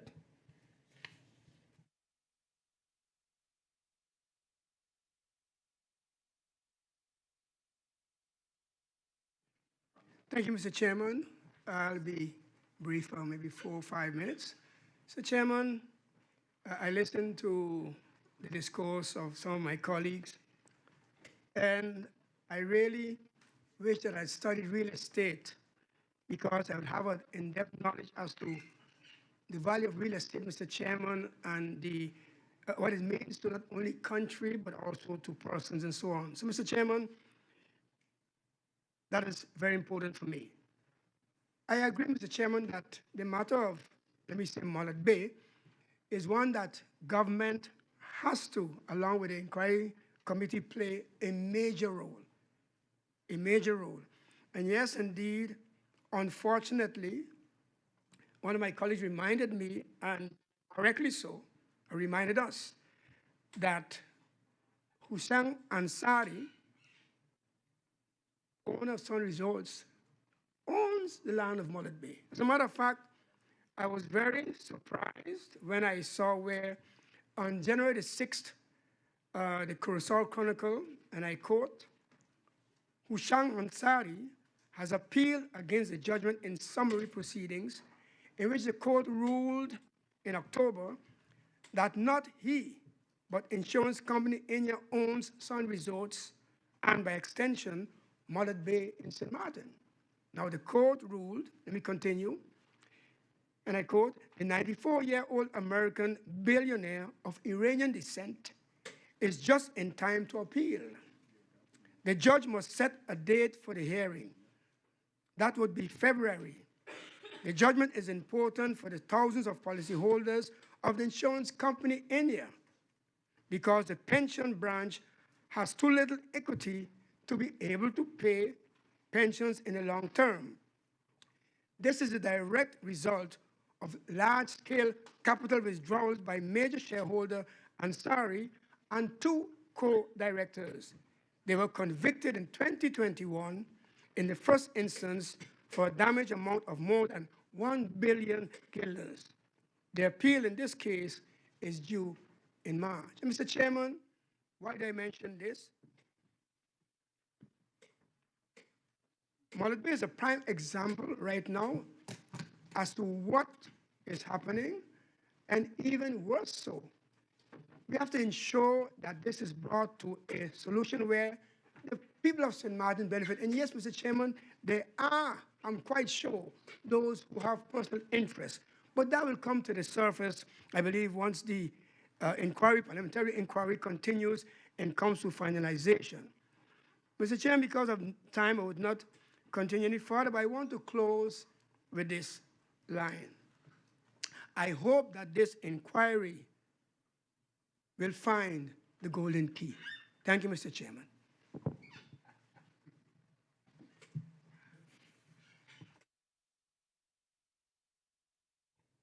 Thank you, MP George Pontiflet.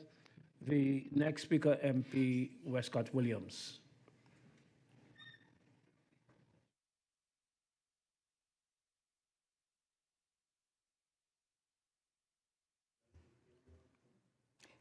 Thank you, Mr. Chairman, and a good afternoon. Mr. Chairman, as you correctly indicated, this is not a discussion or an interpellation, so to speak, with the government. So we are back here now, and I'm understanding that at least one motion will be presented, maybe two. And Mr. Chairman, I look forward for in any of those motions to be included the issue of a development plan for the area of Maho, Mullet Bay, Kupakoi. Mr. Chairman, I have been told that several years ago, an attempt was made for a development plan for this area, but due to different reasons, this did not materialize. And it would be interesting to know, in coming to a development plan, what were the reasons for the unsuccessful attempts to have a development plan for that area? That's one. I also expect in any motion that I would be supporting to see a reference to the civil code where the beach is concerned. Because like I stated before, in the first round for this meeting, the beach itself, and I'm sort of echoing something that my colleague Peterson said, the beach itself is not really, should not be under discussion. In fact, the government itself, in my opinion, has gone outside of the legal realms of owning a beach in allowing some of what it has allowed up until now on that particular beach, and for that matter, maybe others. Mr. Chairman, I also need to make it extremely clear that no law gives any inquiry committee, and since we're talking about posterity, I didn't say prosperity, I said posterity. If we're talking about that, it should also be made very clear here in this one, in this inquiry committee, which is supposed to, according to the view of some, be used as a blueprint for inquiry committees of Parliament. And Mr. Chairman, let the record show that from the inception of this inquiry committee, I cautioned against the reckless use of that instrument for other than genuine purposes. That's on record. I stated it. It's an instrument of Parliament, but it's also, it should be seen in the context that it was meant for, the instrument of a parliamentary inquiry. However, that being said, there is nowhere, not in that situation or any other situation, that any member of Parliament, chair, vice chair, or just a member of any committee has any say regarding another member of Parliament. Because if that's the rabbit hole we're going down into, we're entering into a very serious situation. No member of Parliament here. But of course, guess what it's going to be? Well, Mr. Chairman, who the shoe fits, wears it. And the shoe definitely don't fit me, because I don't acknowledge any authority of any member of Parliament, judgment or not, over me. In fact, not even the President of Parliament can judge any other member of Parliament, because on that, we're on the same level. And if, again, that's the rabbit hole we want to go down into, and talking about knowing or judging another according to oneself, that is what we are seeing here displayed. Judging another according to oneself. So as far as I'm concerned, Mr. Chairman, if you're going to come straight. So I look forward to see what these motions or this motion will say. Can be conflicting with the reality. It can be conflicting with corporate law. It can't be conflicting with those things. And it would be interesting, Mr. Chairman, and I would have loved to know, right now, in government, with members 1, 2 more of Parliament, outside of government, if via the Central Bank of Curaçao and St. Martin or not, requests, proposals, or anything of that nature regarding this property have been discussed. That's what I would like to know. So yes, the central bank came out and stated they're looking at a potential sale, a potential development. And I would like to know if the government of St. Martin, as put in one of the motions, the shareholder of the Central Bank of Curaçao and St. Martin, if any entities, persons, representatives of entities, etc., have already approached the Central Bank of Curaçao and St. Martin based on that public statement that was made by the bank. So, Mr. Chairman, I look forward to seeing these motions, and I will decide if I can find myself in it. Thank you, Mr. Chairman. Thank you, MP Westcott Williams. The next speaker, MP Rayan Peterson.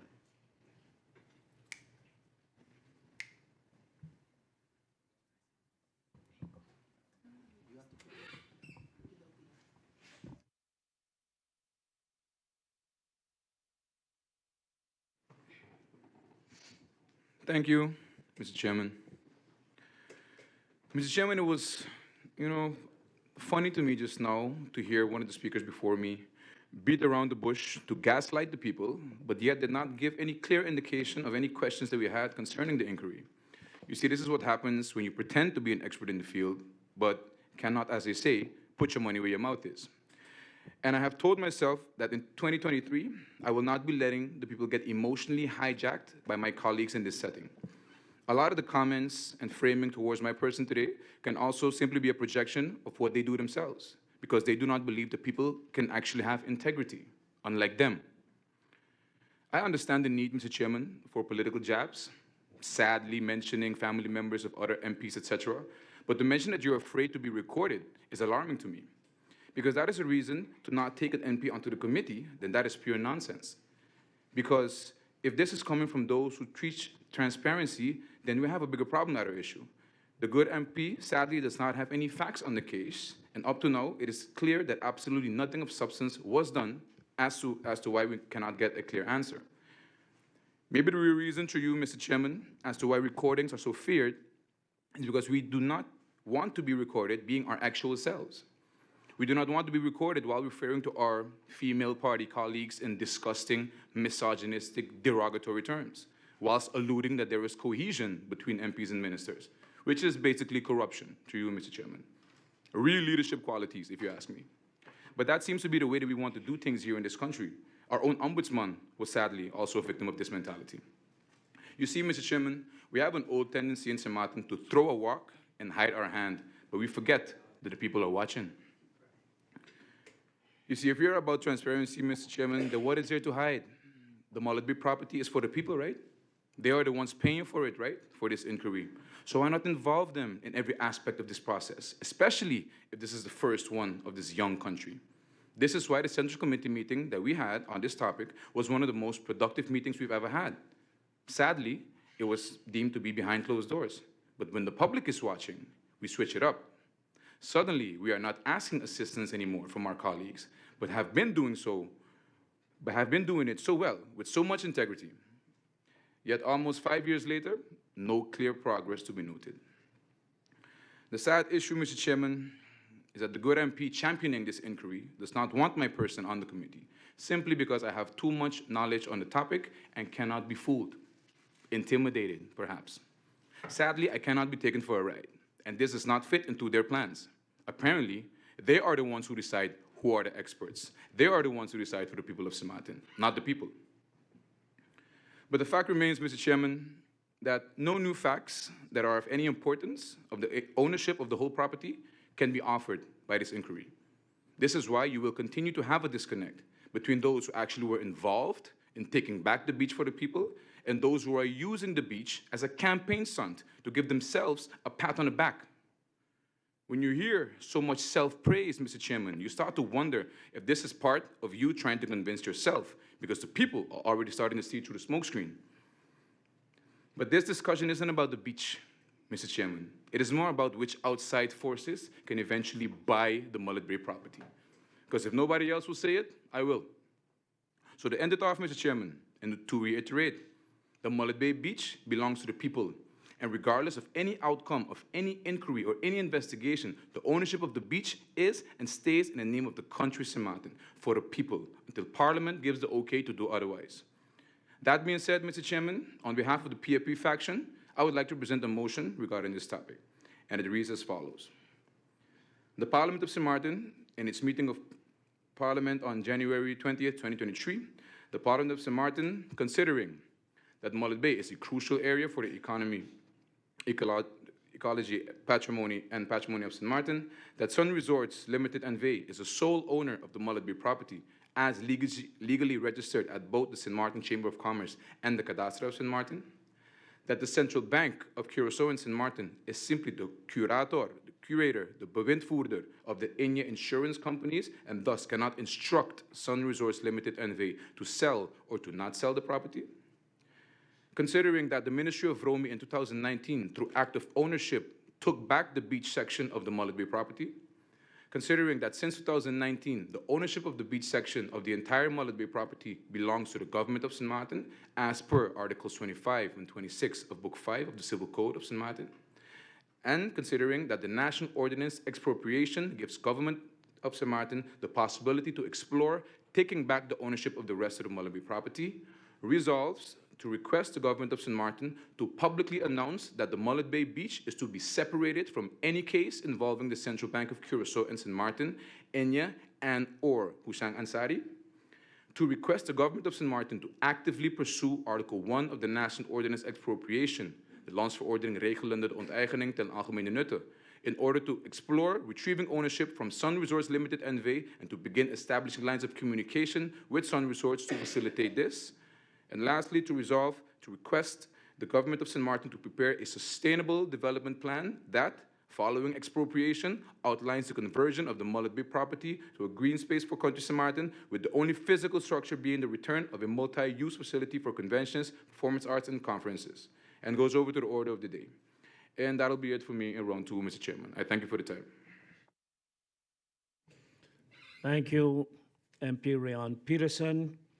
The next speaker, MP Christophe Emmanuel.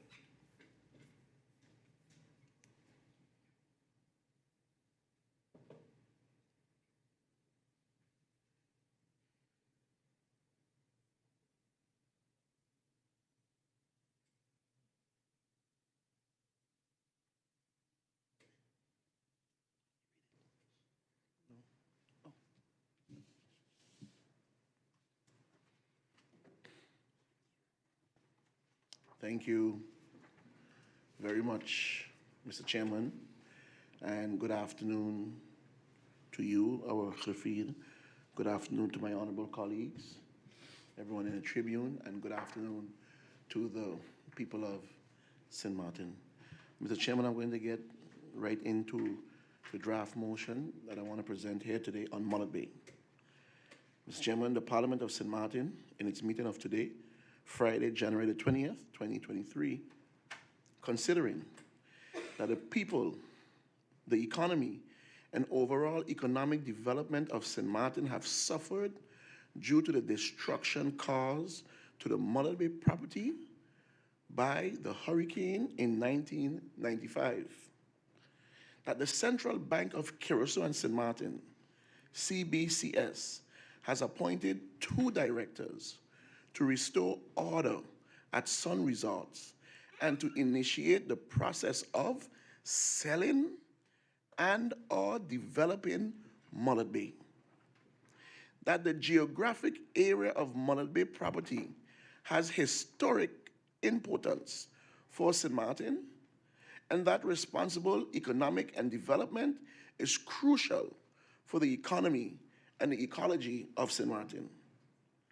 That the Parliament of St. Martin has started a parliamentary inquiry with a goal to investigate the property and to present possible solutions. That the Parliament of St. Martin has approved, by means of the inquiry, the analysis of various actions as stated in the parliamentary inquiry proposal, including the expropriation and the first right of refusal for the acquisition of Mullet Bay property, for which the final report can serve as a premise for planned actions. That some solutions could include the St. Martin as shareholder can be granted the right of first refusal to purchase the Mullet Bay property at a fair, competitive market price. That the government of St. Martin and the CBCS should negotiate favorable, feasible payment terms that potentially spans over a period of 15 to 20 years. That St. Martin has the option to provide its shares in the Central Bank of Curacao and St. Martin as security to guarantee the payments arrangement.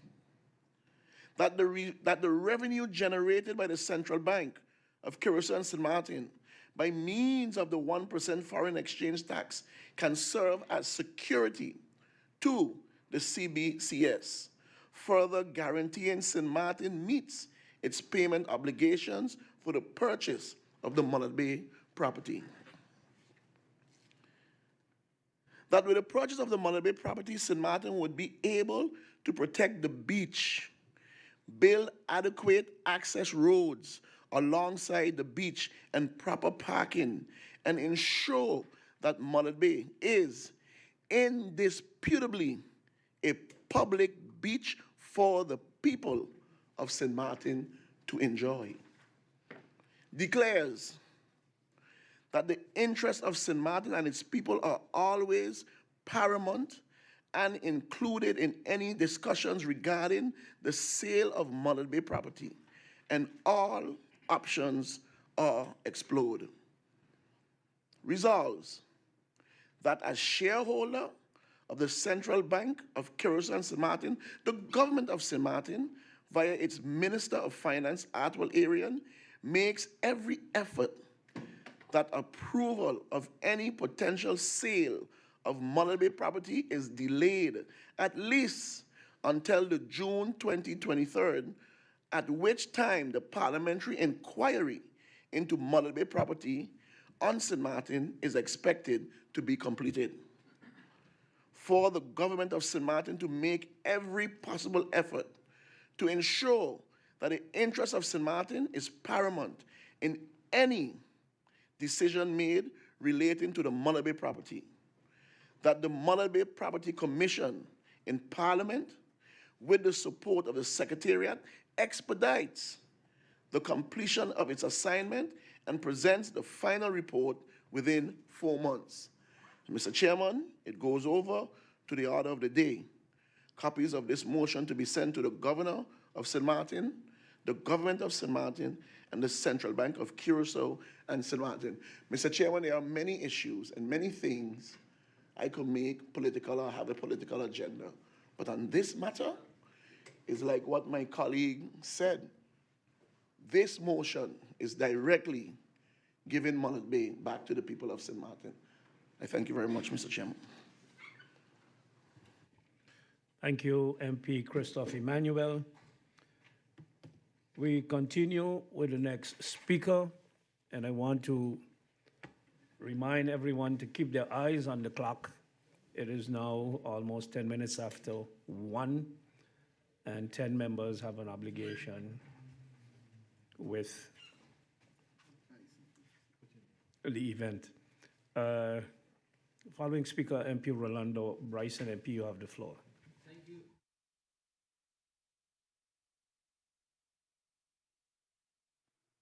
Yeah, Thank you, Mr. Chairman. Good afternoon once again. Mr. Chairman, I really have no intention to speak much here, but apparently some people need to clarify, although they pick and choose when the law applies, you know, despite their title and their education.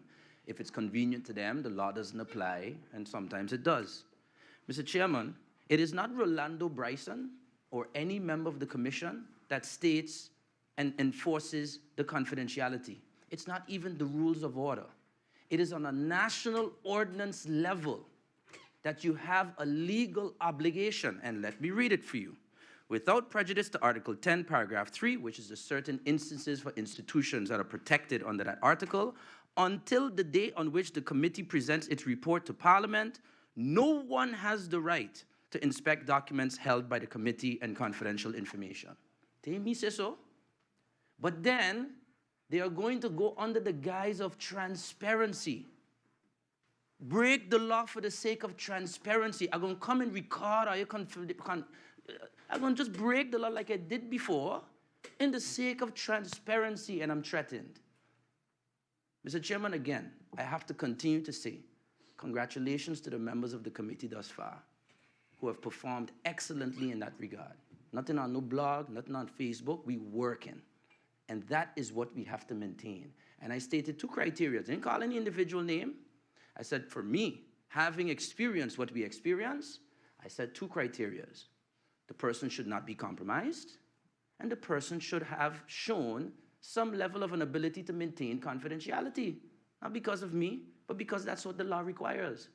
But as was said by some of the previous speakers, clearly when you hear them speak, you understand indeed if the shoe fits, they wear it.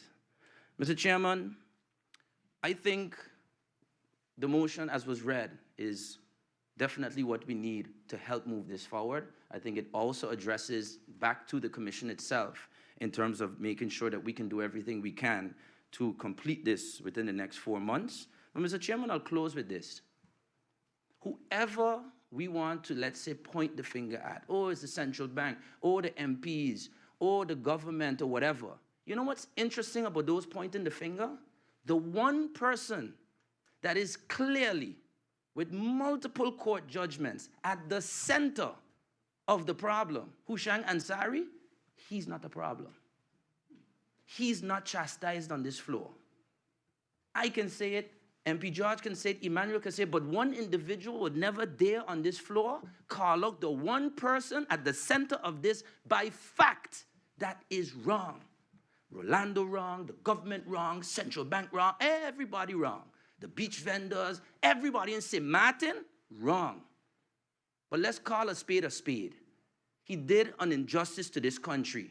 Bring a motion and say, you know what? I hereby say that this person was wrong. Prove that you care about St. Martiners. Don't blame me. Blame your own dealings in the past, over 30 years, that put this country in this situation. And we now here to clean it up. Thank you, Mr. Chairman. Thank you, MP Rolando Brison. The next speaker would have been MP Ludmila De Weaver, but she asked to be excused as she had to urgently leave. The following speaker, therefore, MP Melissa Gums.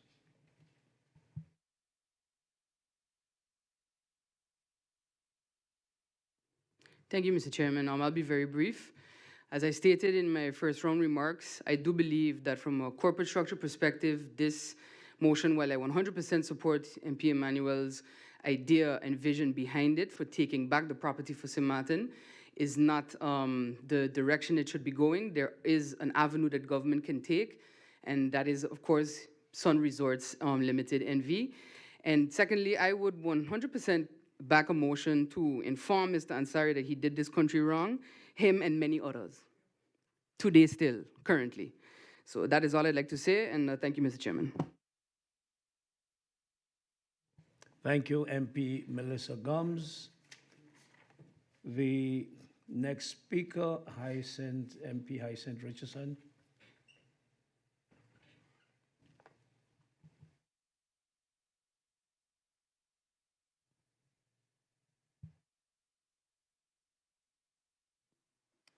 Thank you, Mr. Chairman, and good afternoon again to my colleagues.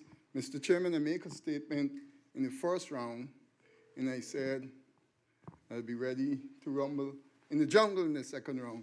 But because I saw some of my colleagues who are making certain statements is not here in the second round, there's no need for rumble in the jungle. Mr. Chairman, I definitely will support the motion of Mr. Christopher, my former great colleague of the National Alliance. I'm welcoming him home. I'm taking this opportunity to welcome him back home to the National Alliance. Mr. Chairman, I thank you very much. We must, when the people elect us, we must fight for the people of this country every single day. Instead of going to the bathroom and running out, stay on the floor and represent the people of St. Martin. Mr. Chairman, I thank you.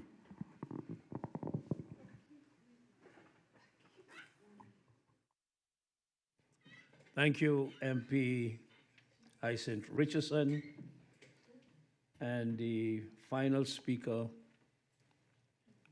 in the second round, MP Solange Duncan Jr.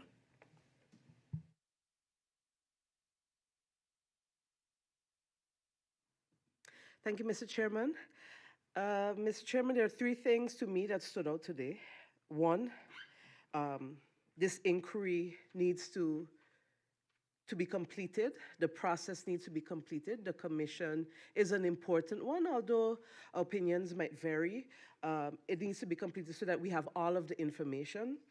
Two, Mullet Bay Beach and the area needs to be protected and sustainably developed.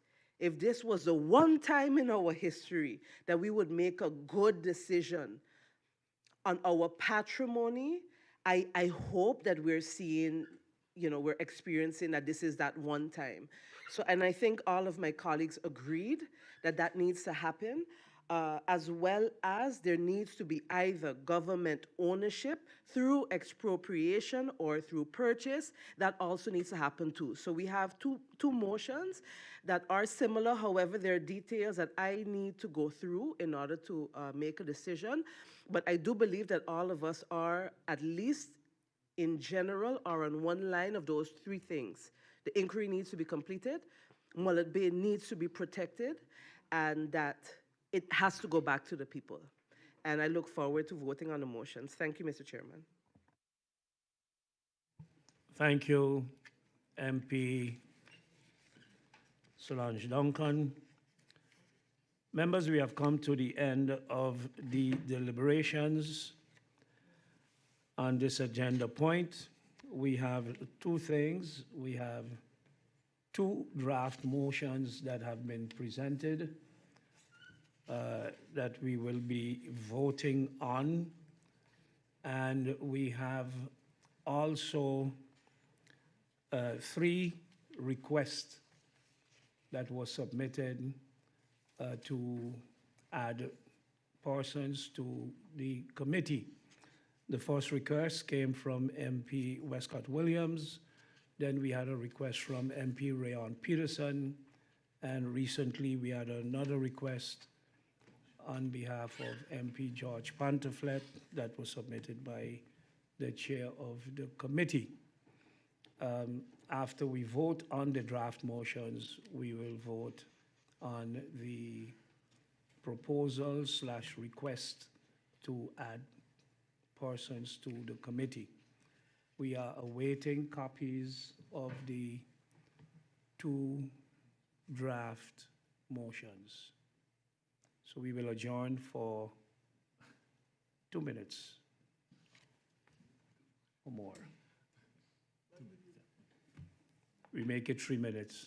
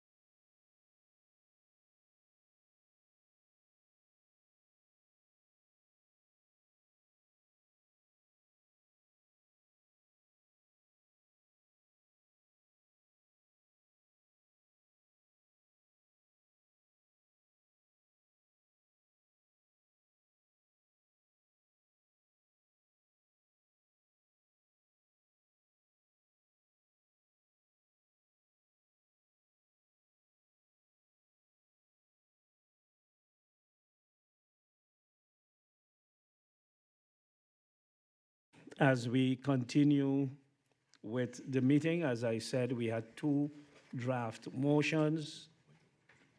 And before we go to the draft motions, we have a point of order request by MP Westcott Williams. MP Westcott Williams, state the point of order, please. Thank you, Mr. Chairman. Mr. Chairman, I understood you to say that we will be voting on the motions, which is logical, and also that you have 3 requests for participation in the committee, including one coming from me back in either 19 or 20, probably 20.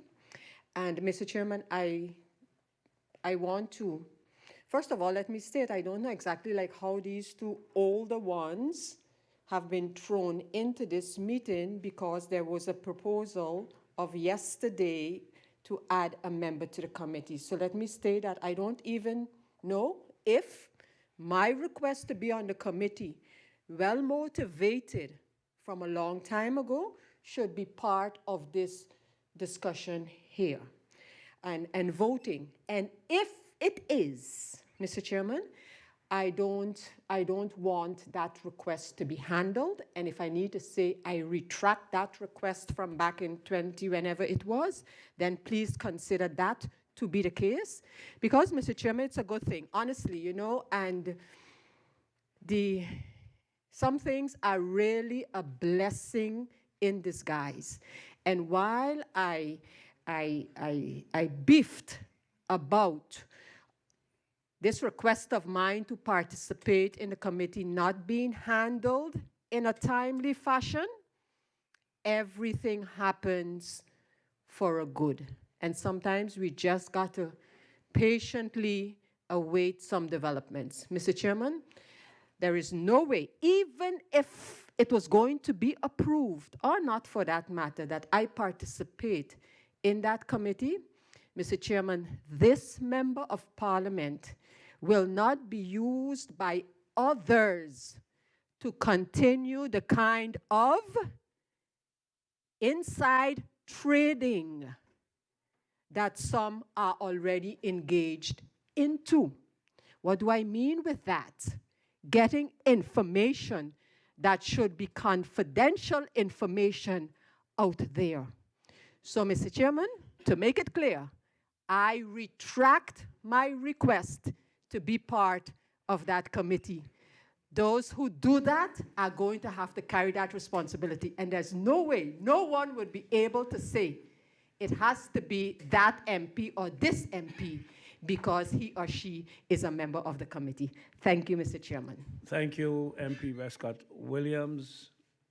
It was a bit of a lengthy point of order, but with that, MP Westcott Williams has retracted her request, and I see, not her request, yes, a request to be added to the committee, and I see MP Rayon Peterson also has a point of order.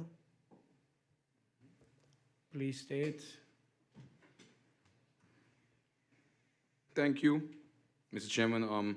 Not to prolong the topic too much, but I too would like to retract my sort of request, as you may call it, because it was sent in more than a year ago, and it's going to be put in the same boat with the request that was sent, I think it was yesterday, the 19th of January, I believe.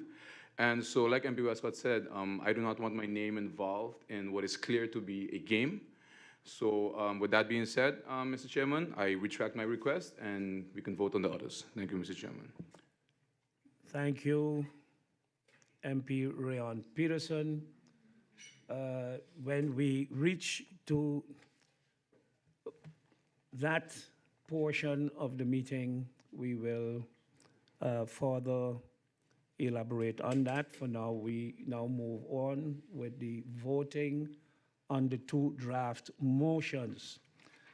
Because of time, I will only read the resolutions of both motions. Draft motion number 1 was presented by MP Rayon Peterson, and it has the support of course, himself, MP Melissa Gomes, and also MP Sarah Westcott Williams. The resolutions in that motion state the following: to request the government of St. Martin to publicly announce that the Mullet Bay Beach is to be separated from any case involving the Central Bank of Curaçao, St. Martin, Enya, and/or Hushang Ansari, to request the government of St. Martin to actively pursue Article 1 of the National Ordinance Expropriation Landsverordening regelende de onteigening ten algemenen nutte in order to explore retrieving ownership from Sun Resorts Limited NV and to begin establishing lines of communication with Sun Resorts Limited NV to facilitate this. 3, to request the government of St. Martin to prepare a sustainable development plan that, following expropriation, outlines the conversion of the Mullet Bay property to a green space for Country St. Martin, with the only physical structure being the return of a multi-use facility for conventions, performance arts, and conferences, and goes over to the order of the day. Copies of this motion to be sent to the Governor and to the Council of Ministers. The second motion was presented by MP Christophe Emmanuel, and we will get to that as soon as we vote on motion number 1. Before we go over to voting, are there any requests for motivation? I hope the stemming is requested. And do we need any motivation? I see 2 requests already coming in. A request from MP Brison and request from MP Christophe Emmanuel. MP Brison, you have the floor. Mr. Chairman, this motion, as I stated already, the other motion from MP Emmanuel, I think sets a good path towards at least attempting to find a real solution with regards to Mullet Bay Beach. Here, the entire Mullet Bay property. I believe this motion, a quick, somewhat copy-paste of certain elements from MP Emmanuel's motion, is, let us call it what it is. It's a cop-out of a method to not vote for the motion that is a good one, a tangible one, that covers sufficiently and broadly even the aspects that are mentioned in this motion. Mr. Chairman, the second motion is clear. The second motion achieves what needs to be done, in my opinion. I will not be supporting this motion. I will be supporting the motion from MP Emmanuel. Thank you for your motivation. The next speaker, MP Christophe Emmanuel.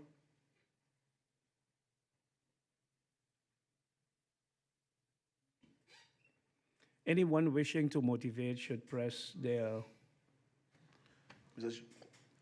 microphone. MP Christophe Emmanuel. Thank you, Mr. Chairman. Mr. Chairman, I just wanted to be clear and straight to the point and directly to my colleagues as to why I will not support this motion. There's no qualms with it whatsoever on my person. It's just a matter of 2 motions, Mr. Chairman. I don't want to vote for one and vote for the other to confuse the people of St. Martin. And that's a simple basis as why I will not be supporting this motion. Thank you very much. Thank you, MP Christophe Emmanuel. Is there further need for motivation? MP Westcott Williams. Thank you, Mr. Chairman. Mr. Chairman, we have 2 motions before us. The first one up now for voting. Mr. Chairman, I have always stated how very, I don't want to use the word apprehensive, but rather I take very much into consideration, although some persons would say, but what are the considerations in a motion? Or we just saying this, or we just saying that? But fact is, Mr. Chairman, that considerations are part of a motion. And next year, next 2 years, whenever you look back at a motion, you would be able to say these persons voted on this motion that says XYZ, but XYZ might not be totally correct in terms of legalities and whatever have you. So I do pay attention to motivations or considerations in a motion. And while the issue of acting now, I think is very, very important, the steps that I believe that need to be taken now might be different than some of the proposals. And so, Mr. Chairman, I prefer to have it as compact as the motion before us now than to mention some of the things in the other motion which I think need further research and, further research before making that particular statement as a member of parliament. So, Mr. Chairman, and I agree with the previous speaker in terms of voting for two motions that could possibly be, if not overlapping, maybe contradictory in some small instances. So, Mr. Chairman, I thank you for the opportunity to motivate my vote on this first motion. Thank you. Thank you, MP Westcott Williams. We go over to the next motivation. MP Rumo, you have the floor. Thank you, Mr. Chairman. Pleasant good afternoon to you. Pleasant good afternoon to my colleague MPs and, of course, to the viewing and listening public. I, too, thank you for giving me the opportunity to motivate my vote. Mr. Chairman, you know, I long for the days where we go back to, you know, being as one in this parliament, where we would share our motions in advance and get to peruse, get to discuss. When I came in earlier, that happened with the second motion. It was shared with me, etc. And then we have now the motion from MP Peterson, and that was not the case. But as both MP Westcott Williams and MP Emmanuel said, they seem to be the same. However, because one was discussed in length, Mr. Chairman, I would have to say I would support the second motion. Therefore, I cannot support the first motion. I thank you, Mr. Chairman. Thank you, MP Angelique Romo. The next speaker, MP Melissa Gomes. Thank you, Mr. Chairman, and for the opportunity to motivate. Mr. Chairman, when I read both motions, as I said, I got the motion from MP Emmanuel this morning. I see two avenues to the same conclusion, basically. One that I think is executable and one that I do not believe is executable by the government. So I think it will just remain to be seen, and I will make it a point to personally follow up via my right of asking questions to the Minister of Finance with regards to the motion that does pass today. So that is all, and I will be supporting the first and not the second. Of course, nothing personal to MP Emmanuel. Thank you, Mr. Chairman. Thank you, MP Melissa Gomes. I see there are no further requests for motivation. I would personally like to make use of this opportunity as well to motivate my vote.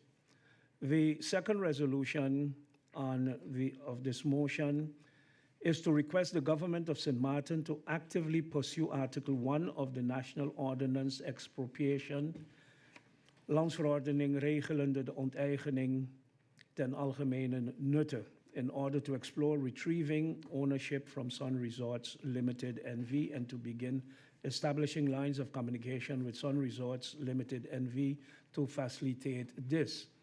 Mr. Chairman, this would indicate that Parliament is calling on the government to actually expropriate the property. It says to request the government of St. Martin to actively pursue Article 1 of the National Ordinance Expropriation. I don't think that, in my opinion, we are ready to expropriate. Expropriate comes after you have negotiated with the owner of the property and they are refusing to sell. If they're refusing to sell or you can't reach an agreement on a price, then you move over as government for expropriation. like MP Westcott Williams had mentioned as well, in order to reach to expropriation, you need to have a plan, a solid plan, not an intention, a solid plan as to exactly what will be done with the property when expropriated. The plan must not only be a plan, it has to be backed up by the finances to execute it, and it has to be backed up by the monies to be paid for the property to be expropriated. So to be correct, if you're going to expropriate Mullet Bay, and the value of Mullet Bay is 50 million, you gotta have that 50 million set aside. And secondly, if the plan that you will execute is a $100 million plan, then you need to have that $100 million plan as well. And the third resolution is to request the government of St. Martin to prepare a sustainable development plan that, following expropriation, outlines the conversion of the Mullet Bay property to a green space for Country St. Martin, with the only physical structure being the return of a multi-use facility for conventions, performance arts, and conferences.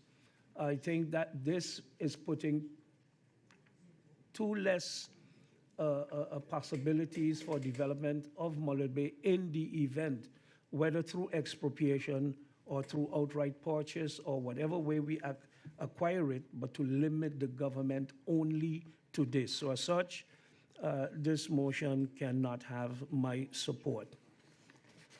We now go over to voting on the motion, on the draft motion, and we have 15 numbers in the box, and we shake up the box, and we pick a number, and the number is number 5.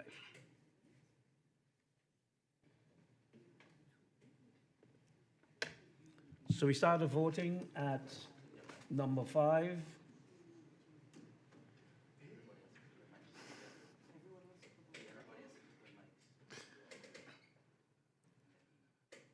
MP Solange Duncan.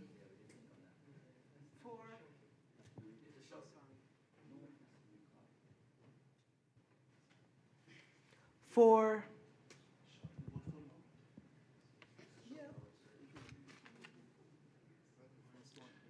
MP Christophe Emmanuel.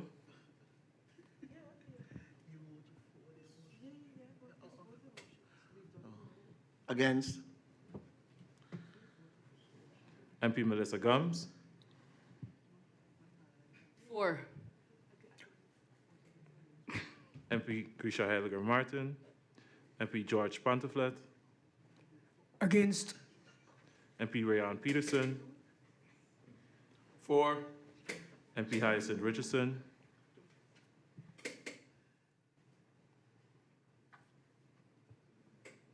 Against, Mr. Chairman. MP Angelique Rameau. It's not you. Against. MP Ludmila De Weaver. MP Sarah Westcott Williams. For, Mr. Chairman. MP Akeem Arundel.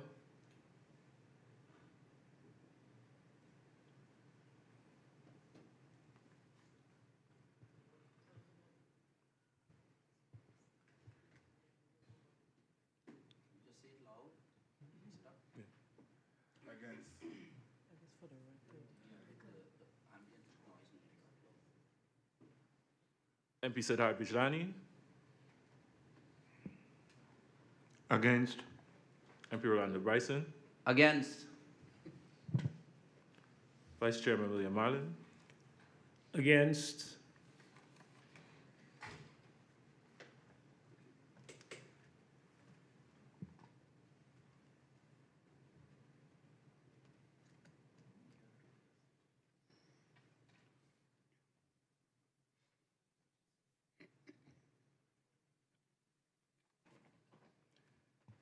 There are 12 votes that have been cast in favor, 4, and against 8 votes. This draft motion number 1 has not been accepted.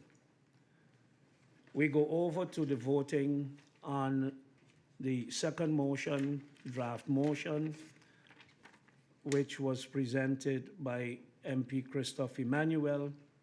It was supported by MP Rolando Brison, by MP George Pontiflet, and MP Hyacinth Richardson.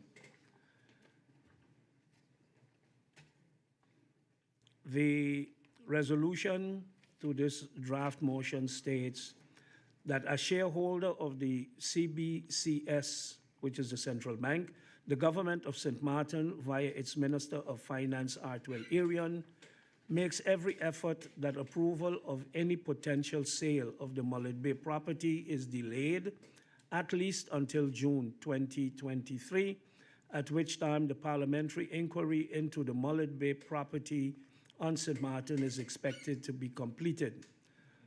For the government of St. Martin to make every possible effort to ensure that the interest of St. Martin is paramount in any decision made related to the Mullet Bay property, that the Mullet Bay Commission in Parliament, with the support of the Secretariat, expedites the completion of its assignment and presents the final report within 4 months, and goes over to the order of the day. Does anyone request hold the liquor stemming? Hold the liquor stemming is requested. Does anyone request or desire motivation? Please indicate so by pressing your button. The first request for motivation comes from MP Christophe Emmanuel. Thank you, Mr. Chairman. Mr. Chairman, to my colleague, Hyacinth Richardson, he almost had me. Almost, Mr. Chairman. If he had only said it on a Monday, perhaps I would have said, bring that coalition agreement, and let us see where we can go with it from there. But besides that, Mr. Chairman, I want to thank my honorable colleagues for the support on this motion. Like I said, Mr. Chairman, for me, I don't see it in terms of this, that, and who's here. I just see it as securing. Mr. Chairman, time is of the essence.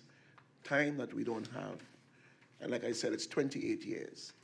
And once and for all, honestly, once and for all, we definitely have to give the people of St. Martin back the property that is known as Mullet Bay. So I thank my colleagues for the support. Mr. Chairman, I also want to thank MP Brison for his input, my colleague Duncan also for the input, and also my colleague PFP that also made their input from it, my staff and all the rest of them that chime in. I want to thank them all, and with that being said, I will be supporting this motion. Thank you very much. Thank you, MP Emmanuel. The next to motivate, MP Solange Duncan. Thank you, Mr. Chairman. Mr. Chairman, in this Parliament, numerous MPs have supported 2 motions at the same time because there are components that may show themselves in one motion that may not show themselves in the other motion. The spirits of the motion we can agree with, and at the end of the day, the motion is a request, some might say a demand, but a request from government to act. I am looking or waiting for government now, after today, to respond to the motion, which I believe will pass from MP Emmanuel, let's see. But I am looking forward to hearing, especially from the Minister of Finance, what is possible, what is not possible, or what is government's stance on this whole matter, because we haven't heard government's stance on this matter, I don't believe. And so I'm looking forward to that and supporting this motion as well. Thank you, Mr. Chairman. Thank you, MP Solange Duncan. We have no further request for motivation, so we go over immediately to voting. And we start by number 10. Number 10. MP Rayon Peterson. Against. MP Hyacinth Richardson, For, Mr. Chairman. MP Angelique Rameau, For. MP Ludmila De Weaver, MP Sarah Westcott Williams, MP Akeem Arundel, MP Siddharth Bijlani, For. MP Rolando Brison, For. MP Solange Duncan, For. MP Christophe Emmanuel, For. MP Melissa Gums, Against. MP Grisha Heyliger-Marten, MP George Pontiflet, For. Vice Chairman William Marlin, For.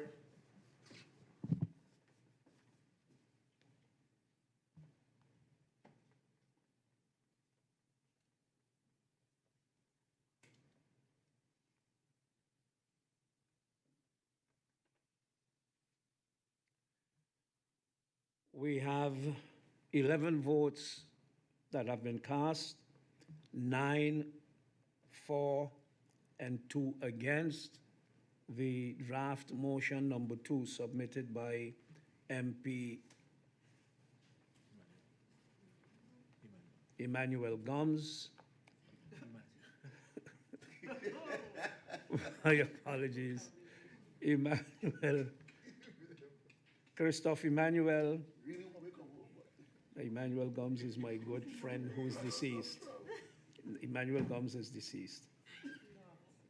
The draft motion presented by MP Christophe Emmanuel has been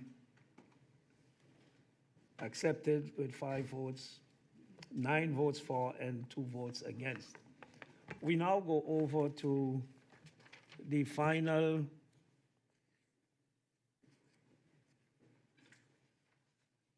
topic on the agenda, which is the request to add members to the committee. We have received so far 3 requests. 2 of them have been retracted, so we have 1 request left, which is the request to add MP George Pontiflet to the committee. Does anyone require a vote on this? No vote required. MP George has been.